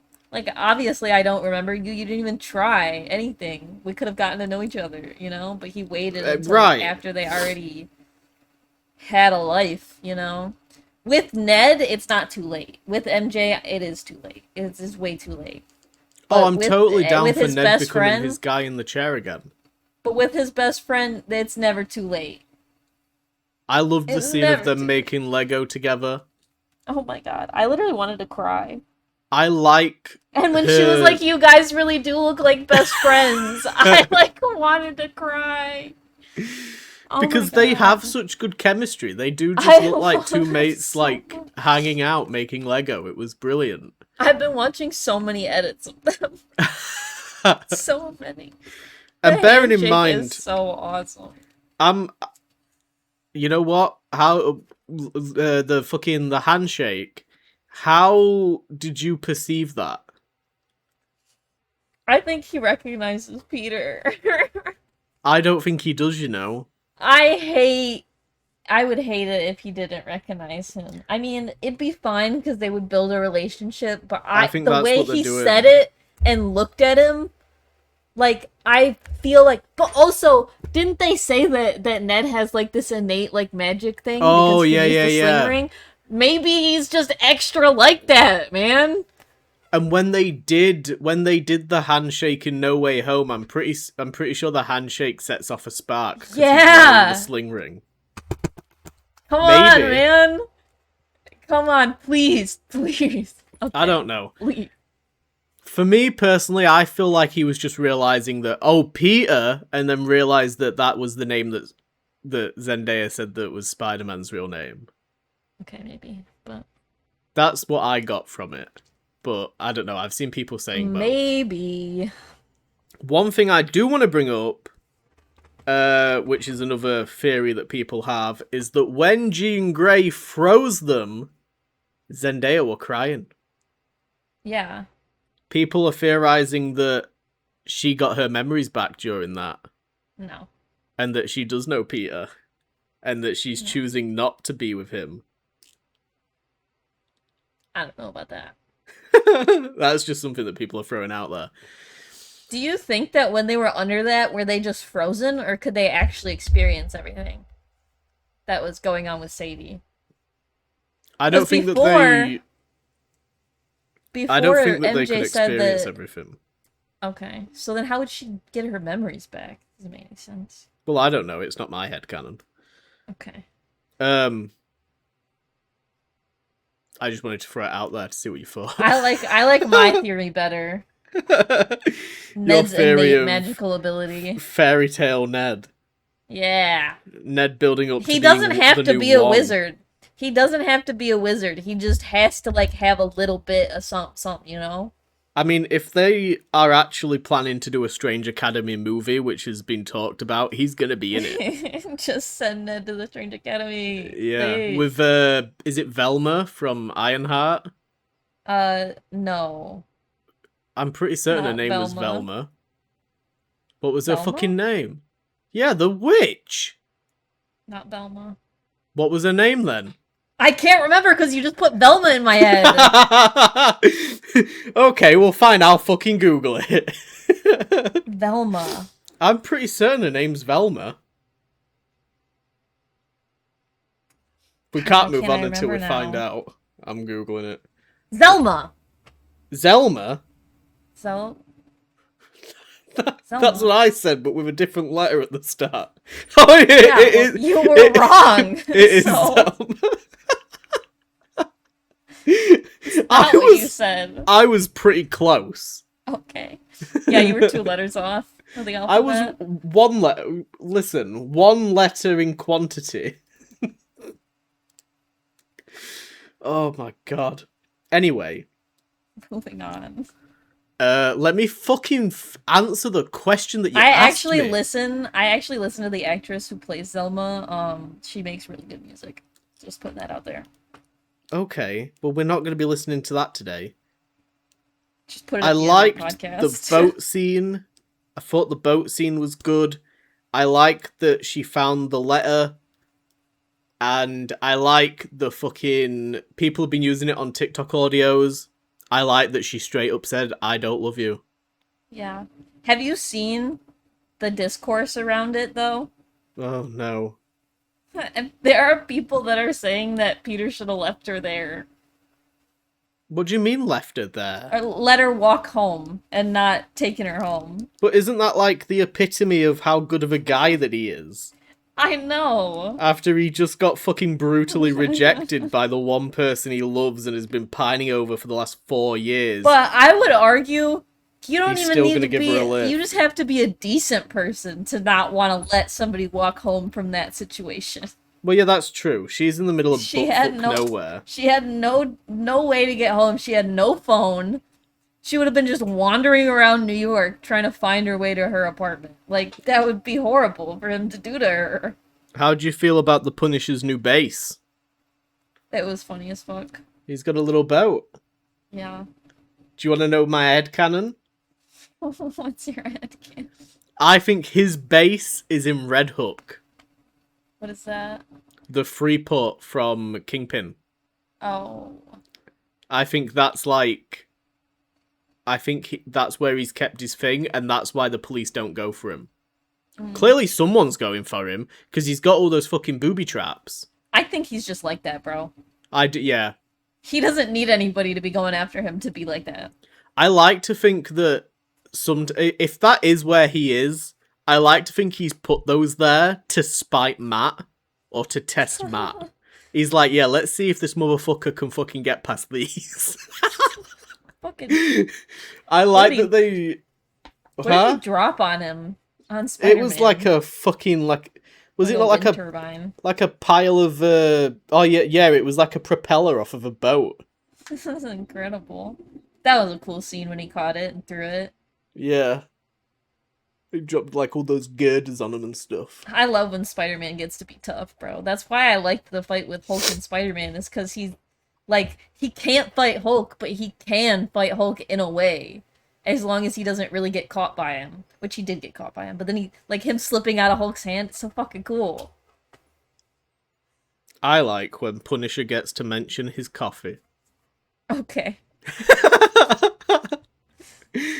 As soon as he was like, when him and MJ were just the only two left because Peter walked off, I like that he was like, do you like coffee? And then it cut to him making the coffee because it reminded me of Daredevil Born Again. And he's like, how don't you have any coffee? Right. Frank never sleeps. I like that we got to see him in his dressing gown as well. He's just moseying around in his little robe, in his bathrobe. Listen, he deserves it. I finished watching The Punisher One Last Kill, and he needs it after that shit. That was terrible. He was like having hallucinations at his house. Don't give me any Marnucci spoilers. Boat's probably way better. There's not really a lot of spoilers to be had. You should go watch it. I'm waiting to do a reaction for it. I'll do it after I react to Punisher seasons 1 and 2. Oh Jesus. Anyway, let's talk about the elephant in the room. We were right. We were right. We were right. Were we right? We were right. We were We doubted right. ourselves a little bit, like like right before the movie came out. We were like, maybe she's not Jean Grey. And then I said I didn't care. And then I cared really badly when this movie came out. I think it was more so like, what do we do if she's not? Yeah. Because it would have ruined the film, I think, for her to play any other fucking character. It would have made no sense. There are people saying that it's worse that she's Jean Grey, so... No. No. I think I won. So, okay. She was going out of her way, for the most part, apart from one specific occasion where she threw that guy in front of the taxi. She was going out of her way to do things non-lethally. No. She was. She was literally barreling down the street in a tank, blowing shit up. She was not trying to do things non-lethally. Aside from the tank. Aside from the giant tank she drove into the side of a building. When she was going into the Department of Damage Control main building, after she if fucking Spider-Man wasn't disrupted there, the Hulk... she would have killed way more people, and the Punisher would have also killed more people. Hold up a fucking second. Shut the fuck up. No, she wouldn't have. Yes, because it specifically showed her on Spider-Man's fucking Orwellian surveillance system that when she broke into the Department of Damage Control, she was having them shoot each other in the leg. The fuck does that matter? She could have fucking headshot him. Okay. She let the hand walk away. Okay. They got out of the building where there was a Hulk. I think that she had the intention of killing Trillman, whoever fucking Trillman plays. I can't remember the dude's name. I don't think she necessarily meant to kill him either. She just wanted her sister. Well, that's true, but I think that out of everyone, she was most willing to kill him. I think she would have killed anybody. William Metzger. Metzger, there we go. Metzger. She literally was about to have fucking Punisher mow everybody down in that room. No, I don't think she would have. I think she would have. I don't know if she was that far gone. She dropped the Hulk on a bunch of people. That's kind of her fault, too. Did she? What do you mean? The fact that Hulk fell. The fact that Hulk was there in the first place. That's not her fault. That he fell out of the building. That's Spider-Man's fault. He attached half a building to him. Yeah, but it's her fault Hulk was there in the first place to fall on top of people. But not to drop out of the building, though. Hey, consequences to your actions, man. I still don't think that action? her intention was to fucking shoot first, ask questions later. Well, no. But she didn't care about anybody but the people who had the answers. And nobody had any fucking answers because she was asking the wrong questions. She was. How do you feel about the whole, like, searching for my sister storyline? I didn't Department know of Damage she had a Control is sister. stealing people. It was heavy-handed as a metaphor. But it definitely cemented the Department of Damage Control. It was pretty much what I expected from the movie. I think I kind of laid it out on a podcast a little bit. I got some of it wrong because they didn't really have to band together to defeat Damage Control because she got to do that all on her own, which was awesome. I like that aspect of it. But And without any deaths. The VMAX reveal was fucking crazy. People don't like it. That was the only thing that got me where I was like, oh, wow. Because I genuinely was like, yeah, what's VMAX? I've never heard of VMAX. I was expecting it to be like one of those comic booky things.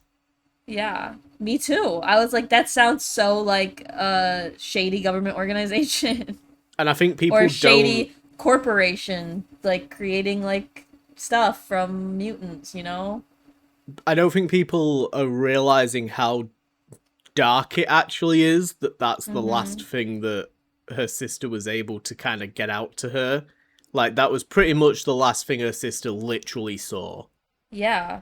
It's really fucked up, like, when you think about it, because she thought that her sister was sending her, like, her location, her, like, trying to ask for help, but they literally overloaded her so bad that they probably gave her an aneurysm and she died. Yeah.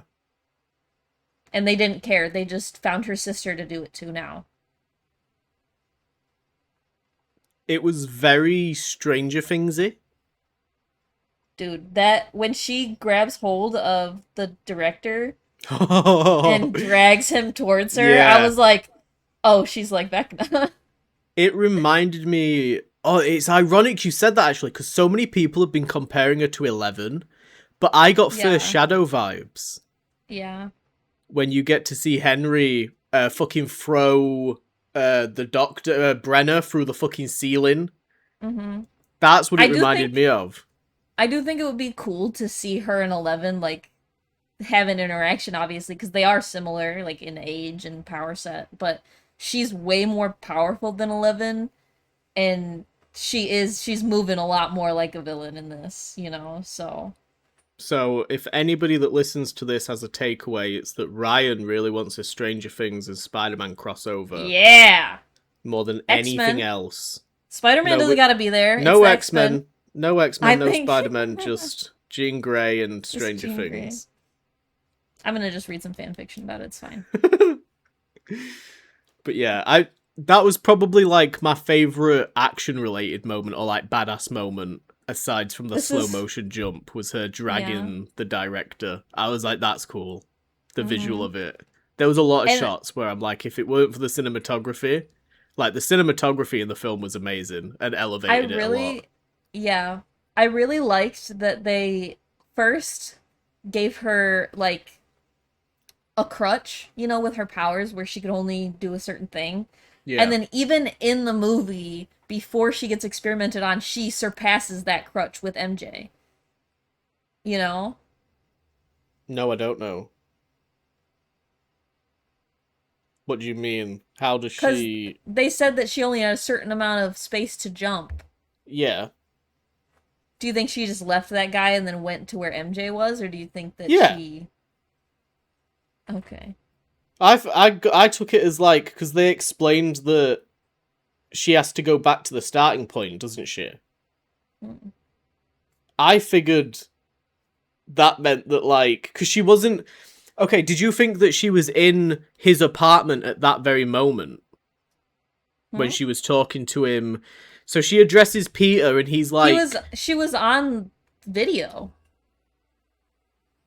but he was out in He the had the street. security. Oh Yeah, but shit! he Yeah, had yeah, the yeah, yeah. security Okay, yeah, camera no. from his computer. Yeah, okay. I was gonna say because I didn't actually remember that. Because she said that she grabbed her from the moment that she was in her room. Yeah, That's I what think MJ said. she probably had a route that was already there quicker anyway, and she was just fucking around with him. Mm, I don't know. I feel like she might have been more powerful than her sister, and they just didn't explain it well. I don't know That's because why I then when don't they did the experiment, she got even more and more powerful instead of just fucking dying. I don't want her to keep that power What? because, like you said, it's too intrusive. It's taking away somebody's consent, That's and what I she can think that do. That's what yeah, telepaths can do. it's what she can do, but she needs to learn when and where to use it instead of just Right. using it willy nilly. And I think that's going to be like part of her character arc with the X-Men. Well, Is going to yeah. be okay, yeah, you've got this set of powers, and even in the film, she evolves. She evolves like Spider Man does in real time. Like her Yeah. powers get better.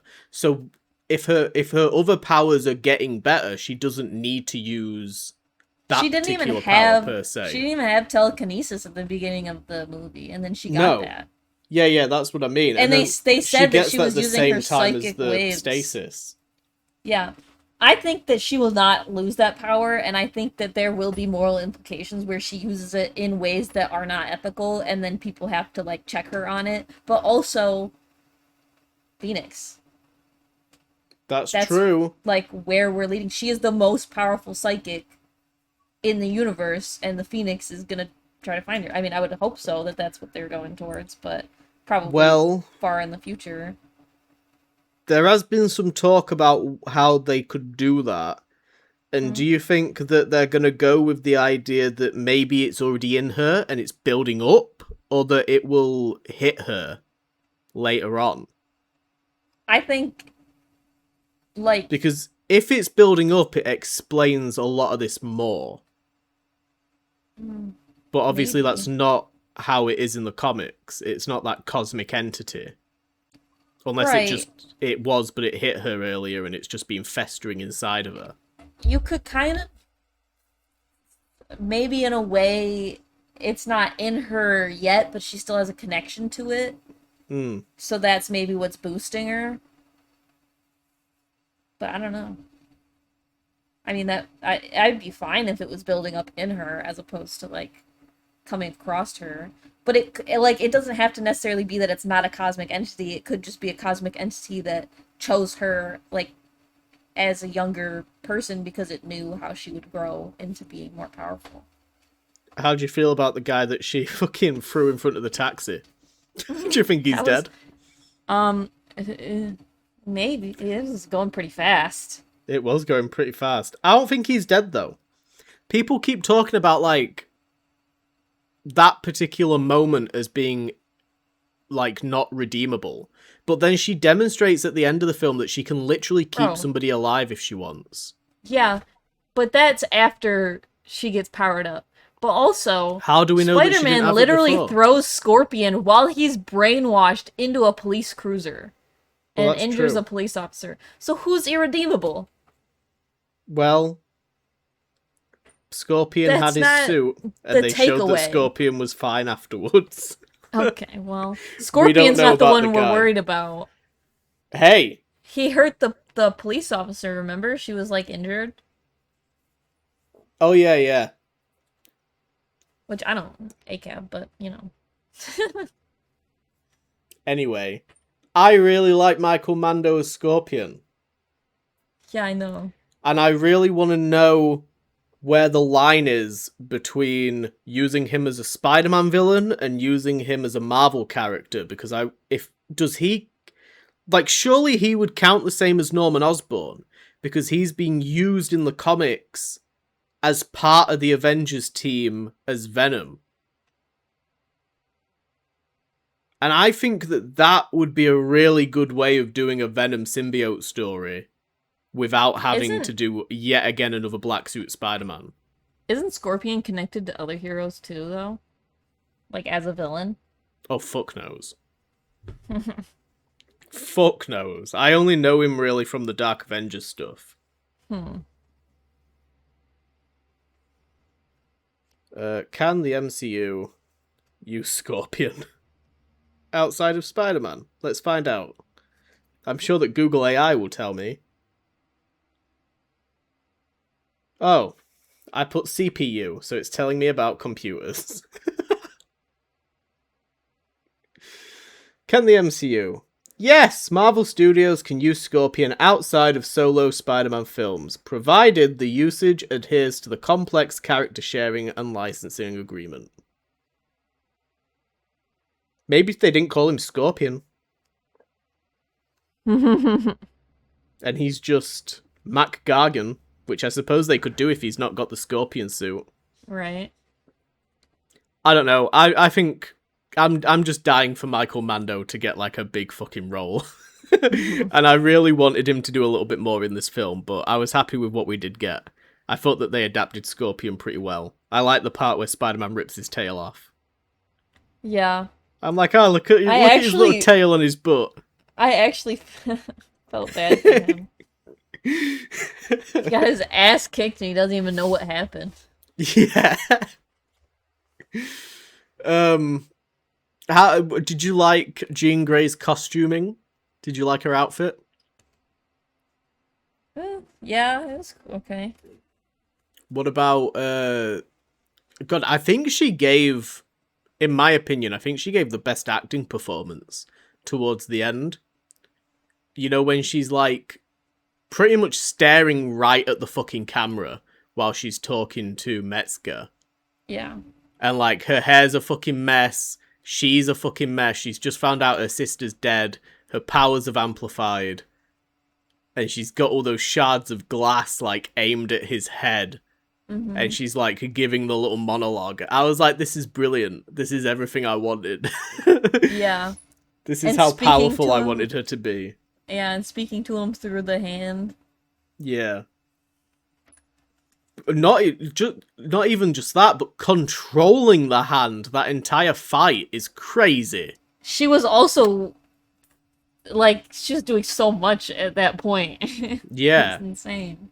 How did you feel about the stasis thing that she put like a quarter of New York in? I Because just that's felt pretty bad for all of extreme. them. It reminded me of Logan. Do you know the when thing the thing Xavier that does made it? me think that it wasn't the same as it usually is because of MJ crying during it. That's the So thing that I'm not sure about. I didn't see that as her getting her memories back. I saw that as her realizing what was happening and being like scared because she couldn't move. And they all seemed like That's why I don't think not she was fully frozen. gone. Yeah. So I don't I think that she had that same control that she usually has over people. Maybe with the hand when she actually took control of them and started moving them around, but I don't think that when she freezes the people that she's necessarily like making them go away, you know? Like yeah, shutting no, off I their don't think that. consciousness. Which again, exactly like WandaVision. Yeah, Because the people there were fully aware of what was going on, they just had no muscle control whatsoever. right. Which that was freaky. That show is so good. I still remember do you know the one where they're in the Halloween costumes and Vision goes to the outskirts of town and Yeah. the spell is weaker and And they're there's all just just like, they're doing the same.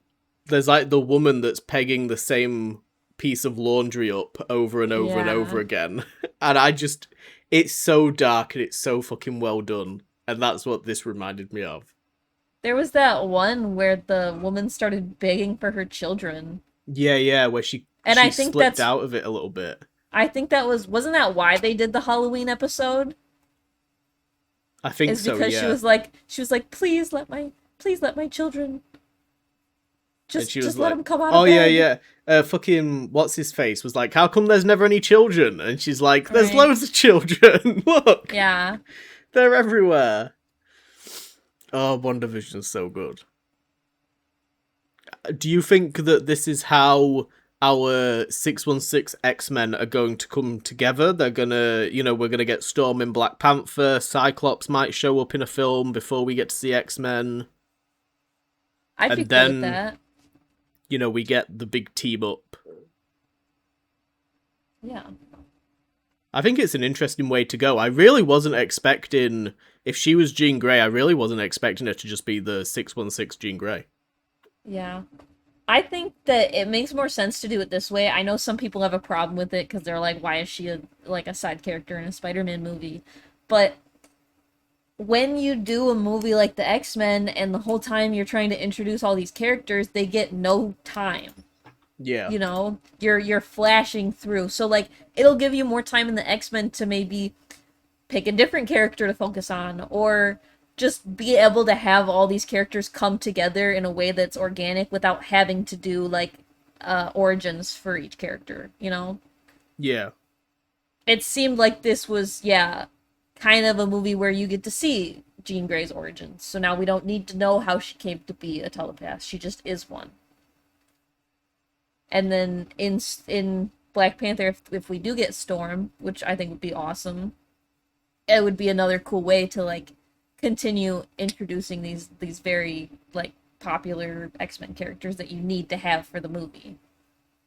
Yeah, I really like the idea of, I don't really know where other ones could show up, but I mean, you can It's have the Hank same McCoy thing. pop up, but there's certain characters, like, for example, Cyclops, where I'm like, I don't really know where he could pop up, but I'll be happy if he does. Right. I There's, mean, if you think about it, Spider-Man and Black Panther both got introduced in a Captain America movie. yeah. I know that movie was more of an Avengers movie, but it was a Captain America film Yeah, yeah. about him. So Even if they had it's not a changed... new thing that they're doing with just the Spider-Man movie. No. Even if they had done the original fucking, Serpent Society film, they Right. still could have introduced a Spider-Man or a Black Panther. It can always happen. Yeah. So I Ooh, do Black like Panther when that being happens. introduced in a Serpent Society Captain America movie would have been crazy.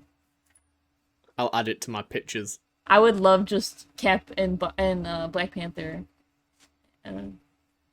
doing a case together. Well, lucky for you, there's going to be a video game for it, hopefully next year. Oh, for real? Yeah, that Hydra 1943 game. I don't even know what that is. Yeah, it's gonna be like a fucking.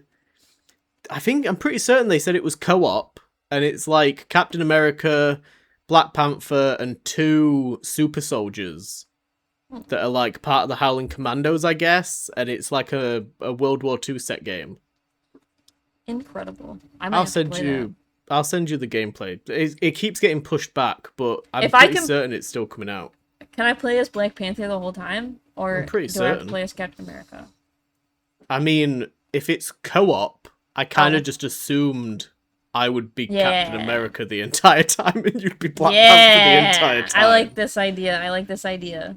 I forgot that But you said it yeah, was co-op, and you just said that. I'll show you the stuff after we're done, but yeah, that is the thing that's happening.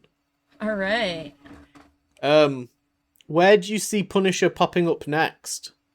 But there's something else I want to ask you, but I'll ask you that first. I'll go out on a limb and say he's not gonna be in Daredevil. Yeah, I don't think he Um, is. do you think they'll give him his own solo series again? Um, God, Or that's do a you think he good will just be Cameo question. King? I think for a little bit he's going to be Cameo King. Hmm. But I mean, the only thing he can really. Oh, I had a thought for a moment there. I'll tell you what my thought was in a second. I think there's a chance he'll have a cameo in Secret Wars. You already know, I said that before, Right. but there was a cancelled Midnight Suns run with Mm. Punisher in.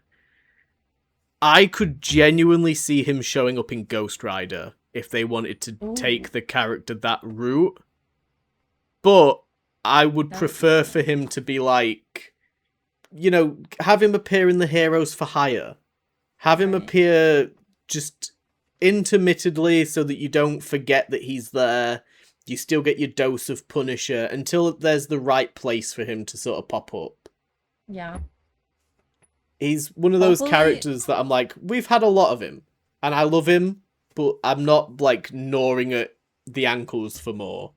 right. I do think that after Daredevil season 3, they should announce a Heroes for Hire. It would be cool to see him in that. Yeah. I like the idea of the Heroes for Hire taking him on. Like fighting Yeah. him. Yeah. him causing Oh, some trouble and he'd be they get pissed hired. trying to fight Luke Cage. He'd be so mad.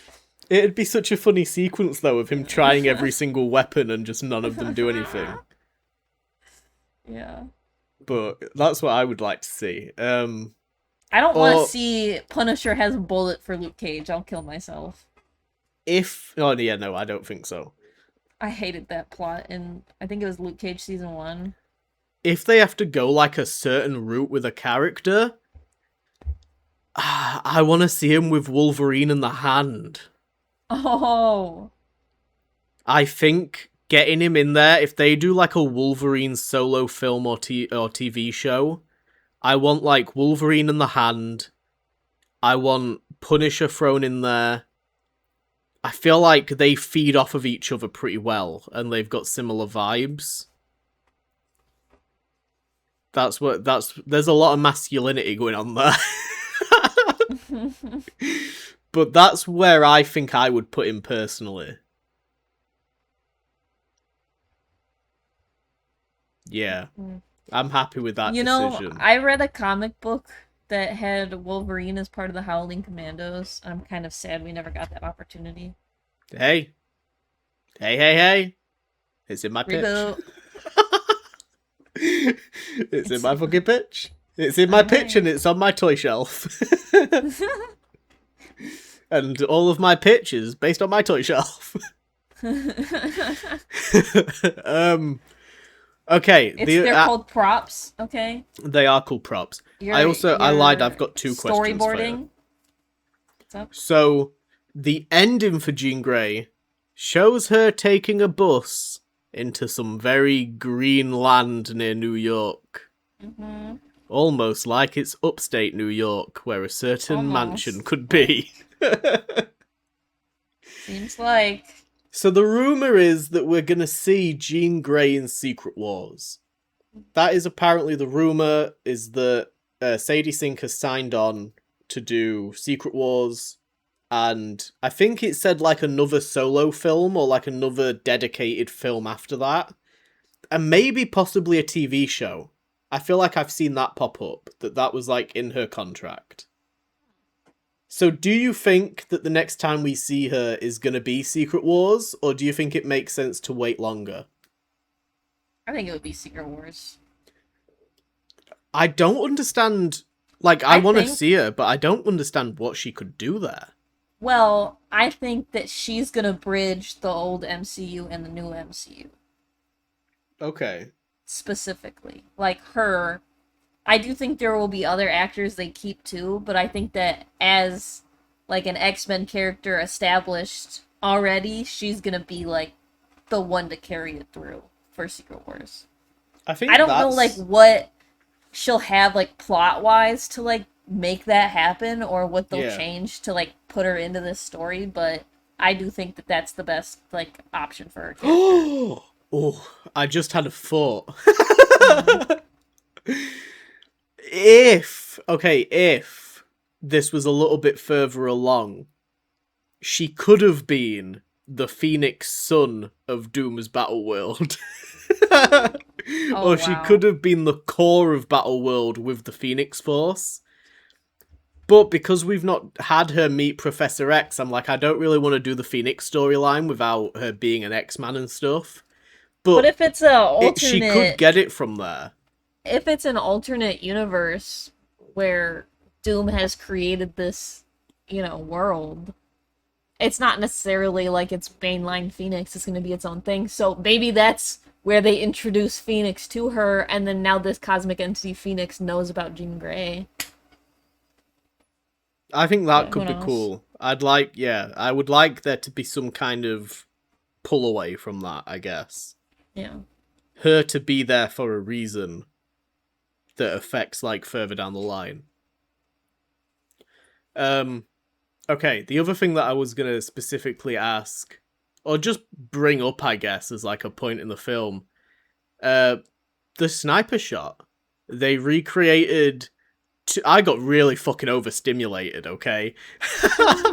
I was like, when they showed Punisher and the stasis thing was kind of like edging out towards him, as if like, is he going to be able to make the shot before it hits him? But that actual camera angle and stuff, I was like, that's the fucking Punisher kills Spider-Man thing from the Ultimate Universe. Like, that's the exact lineup and everything. And then he shoots him, and I'm like, oh my god, they're doing it! Yeah.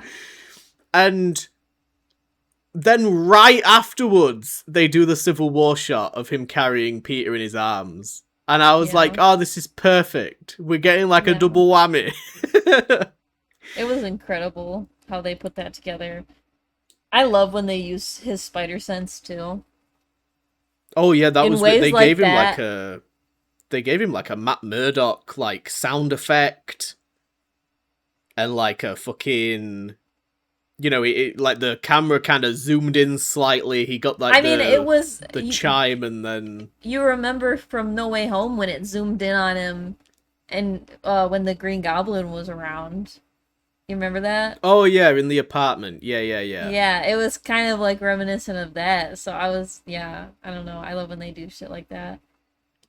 And then him like looking down the dark hallway, and then he like actually like breaks himself out of whatever gene. Like that's what's cool too, is that he moved his body even though she's still in his head. Yeah. I don't know. Do you think, this is a big question and I think I know your answer. Do you think he should have died at the end? No. I do. That's insane. I think he should have died at the very end. And I think that in Secret Wars, the symbiote should have brought him back to life. Jeez. Maybe. Then you would have had that iconic shot of him climbing out of the grave in the black suit. No. And then you have an entire film of him using this black suit. If they killed Spider-Man at the end of this movie, I would have had a completely different reaction to the film. I would have been here, like, basically shitting on the whole thing. Like, I'm not gonna lie to you, I would have been pissed. They've already done that to me one time. I never want it to happen again. When did they do that? Fucking Infinity War, I was dead in the Oh, theater. okay. They killed off all my favorite characters, and Spider-Man was one of them, and they killed off Spider-Man in, like, the worst fucking way possible. I mean, that I did was make me cry. inconsolable for days. Not days. It was, like, the rest of the It was night, days. but the whole ride home I was crying. Maybe it's And my because dad, I'm my not, dad like... was like, "They're all gonna come back in the next movie," and I was like, "I don't care." Yeah, I would have been All dad my in that moment. favorites. All of these new people that we just introduced, yeah, they're gone. They're never coming Dude. back. Bucky, fucking Falcon, fucking Black Panther, fucking Scarlet Witch, fucking. We had all my least favorites, which was like the original Avengers left. I was like, this is great for me. This next movie is gonna be awesome. Maybe it's because I'm not that emotionally connected to Spider-Man. I love Spider-Man. I mean, I love Spider-Man, but I don't know. I would have been fine if they'd done it. I would have been like, kudos to you. That's real ballsy. That's real. That's a real ballsy decision to make. You love that kind of shit, though. I do. When someone's like, when, especially if I can like tell that they're gonna do a resolution to it, and I'm more intrigued as to what the resolution's gonna be. Like with Infinity War, I was just annoyed. Yeah. Because I just knew that they were all just gonna come back in an instant. It was a little bit too obvious. I Whereas was fucked up over it. if they had killed Spider-Man here, I would have been like, well, I don't know how they're gonna bring him back. Is he going to come back as part of Doom's evil cabal with no memories? Is he going to come back with the symbiote? You know, are we going to have, like, an imposter Spider-Man show up? Like, I feel like there's different things that you could have done, but I'm not that bothered either way. I thought at the end of this movie he was going to be joining the new Avengers.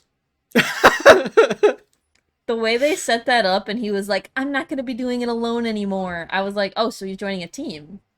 No, he is not. And then where he was sitting, you remember at the end? He's like sitting up high somewhere. I thought he was like at Avengers Tower. Oh my god. That is like my favorite shot out of all Spider-Man movies ever. Could you imagine if he was in the A? If he was in the A of the Avengers. I knew what you meant. It just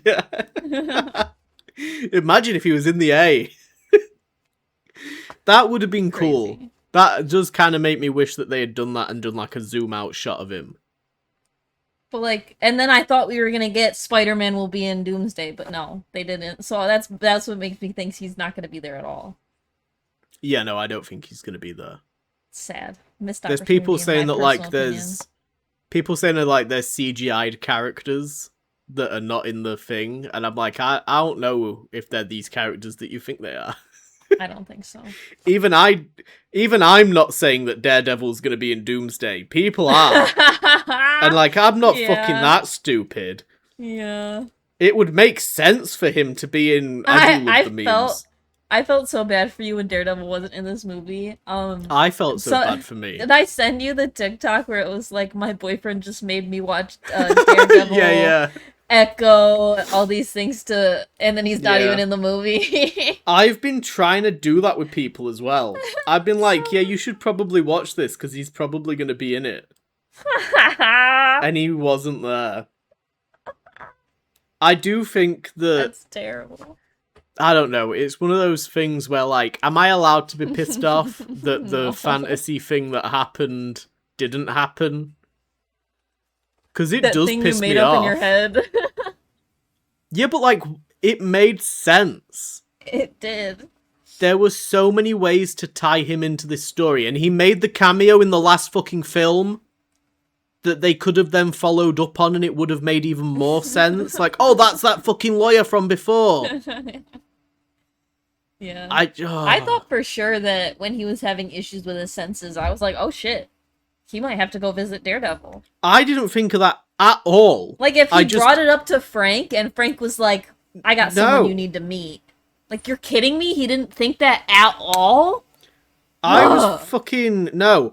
As soon as I saw the hand at the beginning, I was Oh my like, I'm god. cooked. They're not doing it. I'm cooked. And then later on, when they're in the when he's like, oh yeah, I've got to go. Oh no, it's when they introduce that the hand are part of damage control. I was Right. like, yeah, he's not in this film.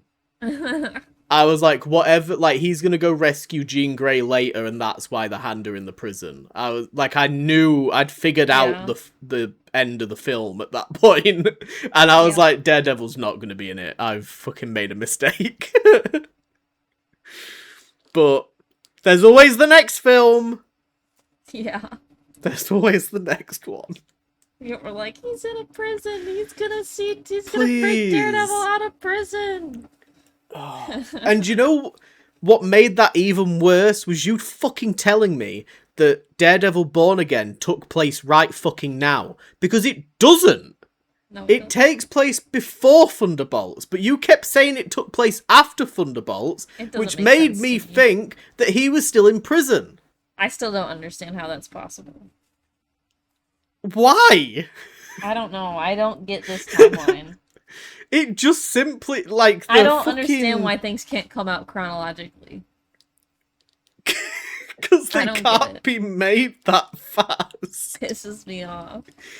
There's like a period of time before Thunderbolts and after Hawkeye. And that's where Daredevil takes place. Ugh. But that, you didn't help. You fucking pushed me to feed into that with your fucking bullshit timeline. I was like, yeah, he's still in prison. The dude could be dead. Daredevil could be dead. He could be Yeah. retired in some foreign country somewhere. We have no idea what he's going to do after season 3. He's probably going to be in Asia somewhere with the hand doing Shadowlandy things No. with Elektra. Yes. So now do you think the hand will be the hand again? They better be. Because I don't want them to just always be damage control lackeys. No. I think the damage control is done, man. Really? Yeah. No. They have that Supermax prison that Trevor got put in. Well, yeah, but They have another Supermax prison that Abomination got put in. They are I like, don't know, man. they're gonna make the Sentinel program. God. They're far from done.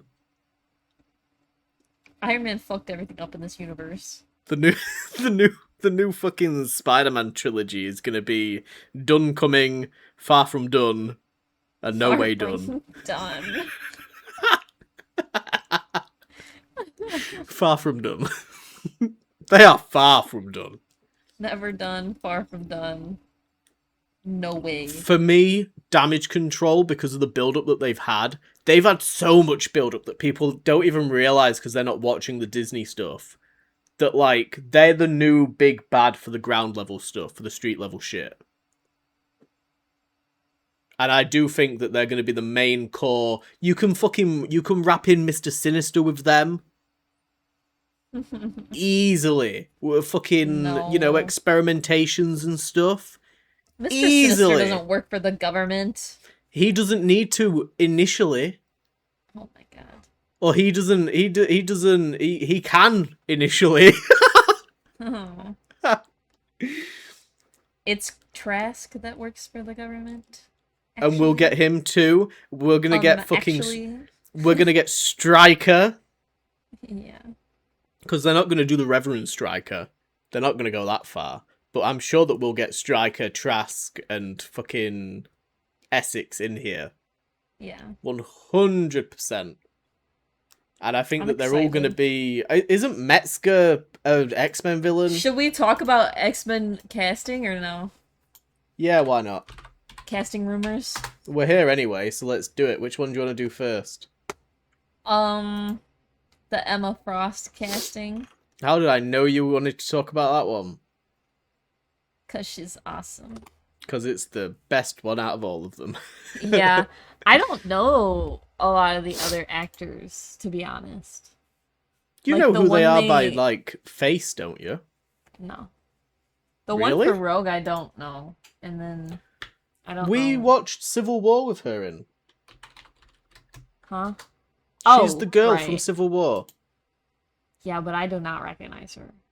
Okay. I mean, that's fair. 'Cause I didn't know her by name. I'm not excited about that casting, but it is what it She's is. from the South. Okay. And apparently she really wants to do it. So, you know what? I would rather have somebody that really wants to do it than somebody that is just doing it for the sake of I'm it. just jealous because I want to be cast as Rogue. For okay, well, Upset me. talk about fucking fantasy booking. For reference, okay, Kaylee Spaney, I know you wanted to talk about Emma Frost, but you've deterred us now. She was Yeah, in that's Alien fine. Romulus with David Johnson, so Which we have we to will watch. see her, yeah. Yeah. She was in Civil War. She was in Wake Up Dead Man, which was the Knives Out Netflix film. She was in Pacific Rim Uprising. She was in Bad Times at the El Royale, that film with Chris Hemsworth, I think. And she's going to be in that Elden Ring film with Kit Connor.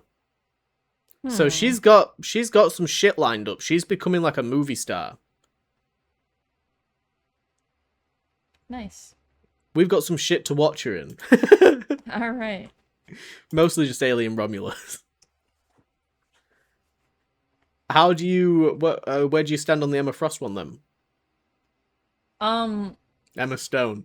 it's not what I expected, but I like her as an actress, and I do think that she embodies Emma Frost pretty well, or she will. Yeah, pretty So much I get everyone it. has said that this is brilliant. Yeah. I haven't seen anybody against this. Only people that don't know her. Right. Everybody that does know her and like how she acts, and even her personality in interviews and stuff, has said that she's perfect. Like that's RDJ's Iron Man. Yeah. So I'm pretty excited for it. I think she just looks so much like her. That's true. People keep making the edits with the comic panels and her, and it really does like it's basically like they drew Emma Frost as her. Yeah, it's crazy. I've just sent you a photoshopped one by Boss Logic on Instagram. Oh, awesome. Oh, did you see the Photoshop one of Storm? I don't think so. Oh, what by him? No. Oh, okay. Because he has done one. But no, I don't think so. Maybe I can find it. Her name's Jamie Lawson. Yes, from Sinners. Yeah. She was And Pearline? The one that sings? I think. Does she not get eaten out by she that does. guy? Yeah. But look at this. Oh, that's cool. She's Yeah, gorgeous. I'm I all for think- her anyway. I don't know if think this that is a she's got rumored it. casting or if this is just a fan cast, but I love it. I love it. It's a a lot. fan cast, but it's holding weight because of Ryan Coogler. Right. And I do think they're- he's gonna do it. If they're on tip, I think that we'll get that 100%. But do you think that they reveal that before? Or do you think you find out, like with this, you find out the day that you see the film? I think they'll keep it a secret, but if you see her cast, we know. Yeah. Well, the same with Sadie Sink. Right, exactly. And people will You don't try to know, be but like, you no, no, no, no, no, no, and then you're just gonna have to ignore them because we know. Yeah. If it's someone else, who knows? But if it's her, We know, but who knows? but who knows? Okay, so let's talk Cyclops. Yeah, So we got Cooper Hoffman from The Long Walk. right. You know him. Who's this You other know guy, he. though? Drew Starkey's from Outer Oh, yeah, Banks. that's right. Oh, that's right. Yeah. You know him. That's right. Do you know him? I do. Okay. I know There's him from also not enjoying his character. yeah, But but it had he nothing to do with him. he looks like Scott Summers a lot. Yeah. There was some the dude from the Menendez show, the one that people fan cast as Nightwing. Is it Nicholas Chavez? I don't know who that is. I'll send you a thing. You have it's loading. It's loading. This guy.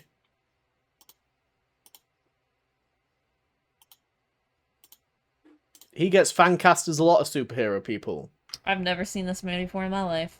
Okay, well, he does a lot of Ryan Murphy stuff right now. He's one of those, like, Ryan Murphy clearly has a crush on him kind of guys. Okay. So, out of those three, who are you picking? Who are you having as your Cyclops opposite Sadie Sink? Do you need a picture of Cooper Hoffman? Yeah. There is Cooper Hoffman. I think people just like this Nicholas guy because he's Attractive. yeah. Yeah, I don't want him. I don't want him as Cyclops.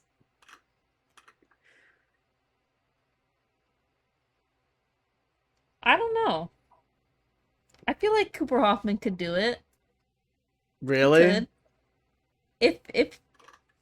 If you think about it, like I get it.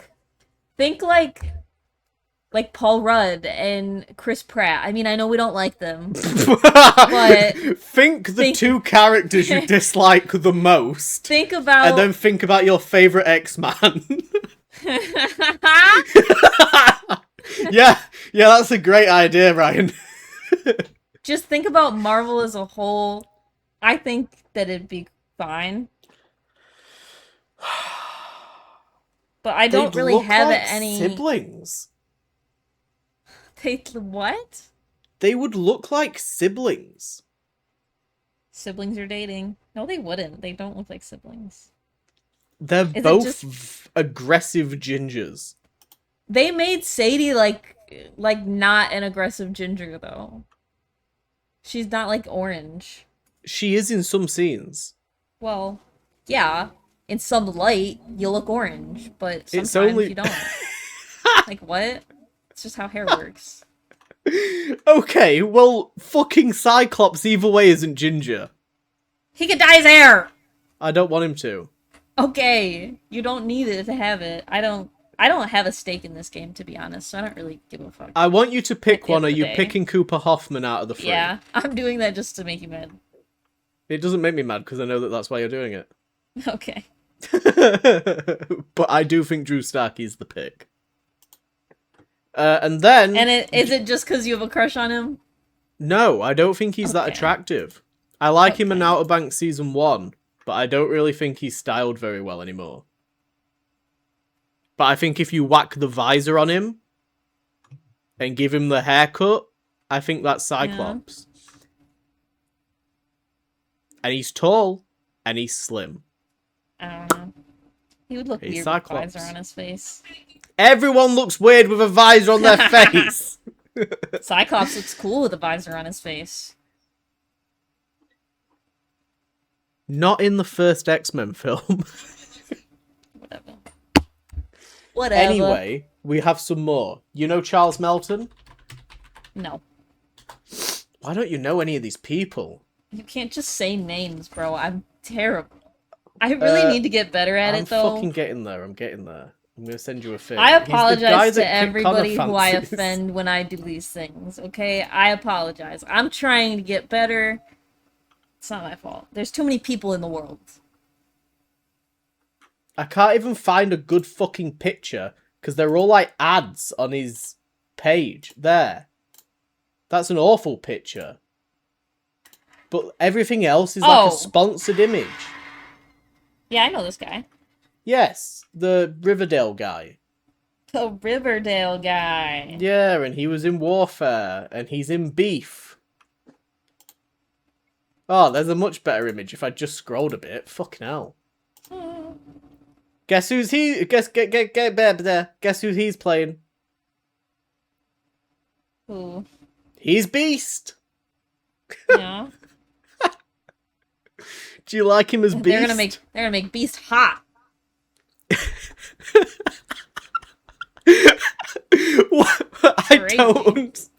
I don't understand. Can you imagine the conversation of like? They're gonna turn some people into furries with this one, bro. This is not good. That's what I mean. Can you imagine the conversation with like the director of the new X-Men film, and he sat with Kevin Feige, and he's like, right, I want to use Charles Melton because I worked with him on Beef, and I really like. He's a great actor, and I think I've got this role for him. And Kevin Feige's like, oh yeah, Angel, and he's like, no, Beast, and he's like, Oh Beast. Like, why would you cast the hottest guy as Beast? I think they've got their wires crossed, and I think Cooper Hoffman's Beast. And I think Charles Melton is either Cyclops or Angel. Ooh, would you like him as Cyclops? He'd be a good Cyclops. I'd be fine with him as Cyclops. He would be a good Angel, too, though. I would be fine with literally anybody other than Cooper Hoffman. Okay. I love Cooper Hoffman in The Long Walk, but he's not Cyclops. Right.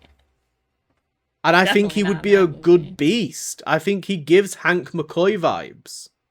Yeah. I'm like, yeah, I could see him in like a lab coat and he's fucking doing his thing. And he's blue. And he's blue. I could see him blue and furry. Like, really easy. Oh my god. Just every, yeah, okay. I pray for both the film and his career that he's not cast as Cyclops, because I just really don't think it's going to go down well. It'll be alright. We'll have to wait and see. Oh! This was another thing going around. How'd you feel Charles Melton as Gambit? Oh, yeah. Yeah? Yeah. You see the vision? I could see him as anybody, bro. It's terrible. I just looked at that picture and I'm like, you know what? He could be every single X-Man. he is like the perfect superhero casting. He's brilliant.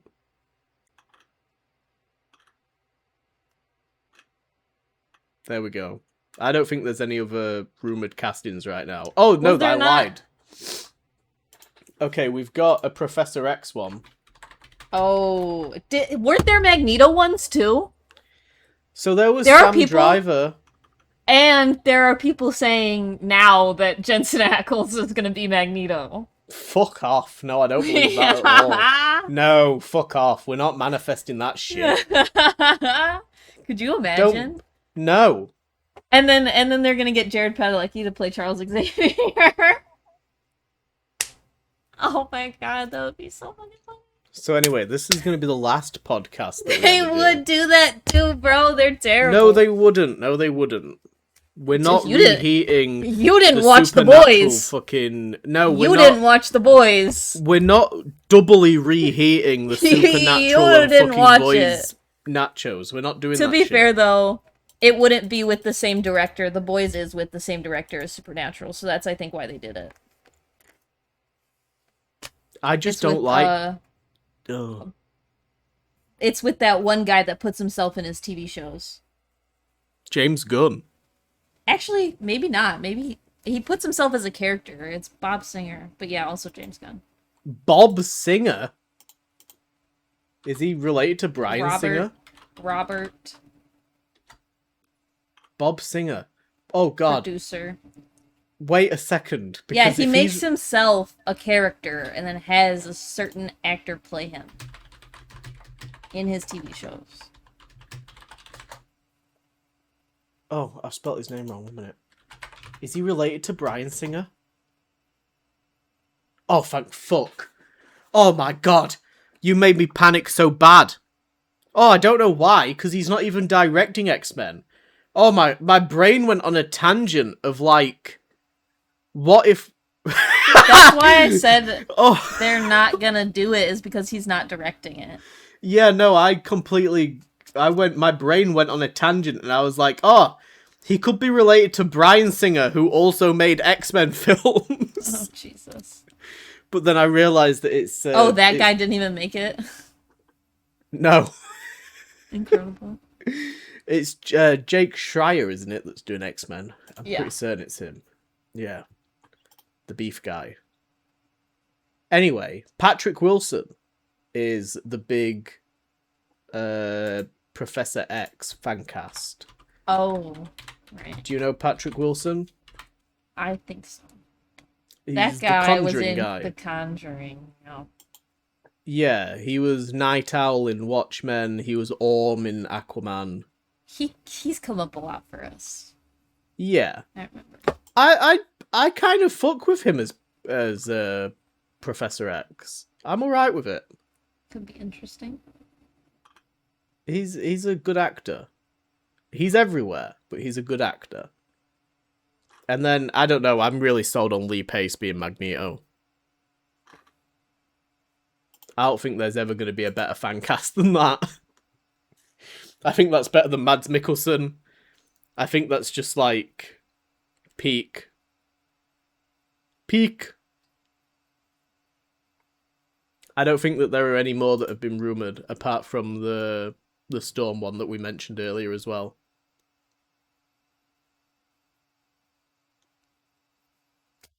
Well, That's it. that's it. We're done. We've had enough. No more Spider-Man. Never Yeah. again Fuck any more Spider-Man. Spider-Man. Fuck Spider-Man. The dude created Oppression Against Mutants. He's a terrible guy.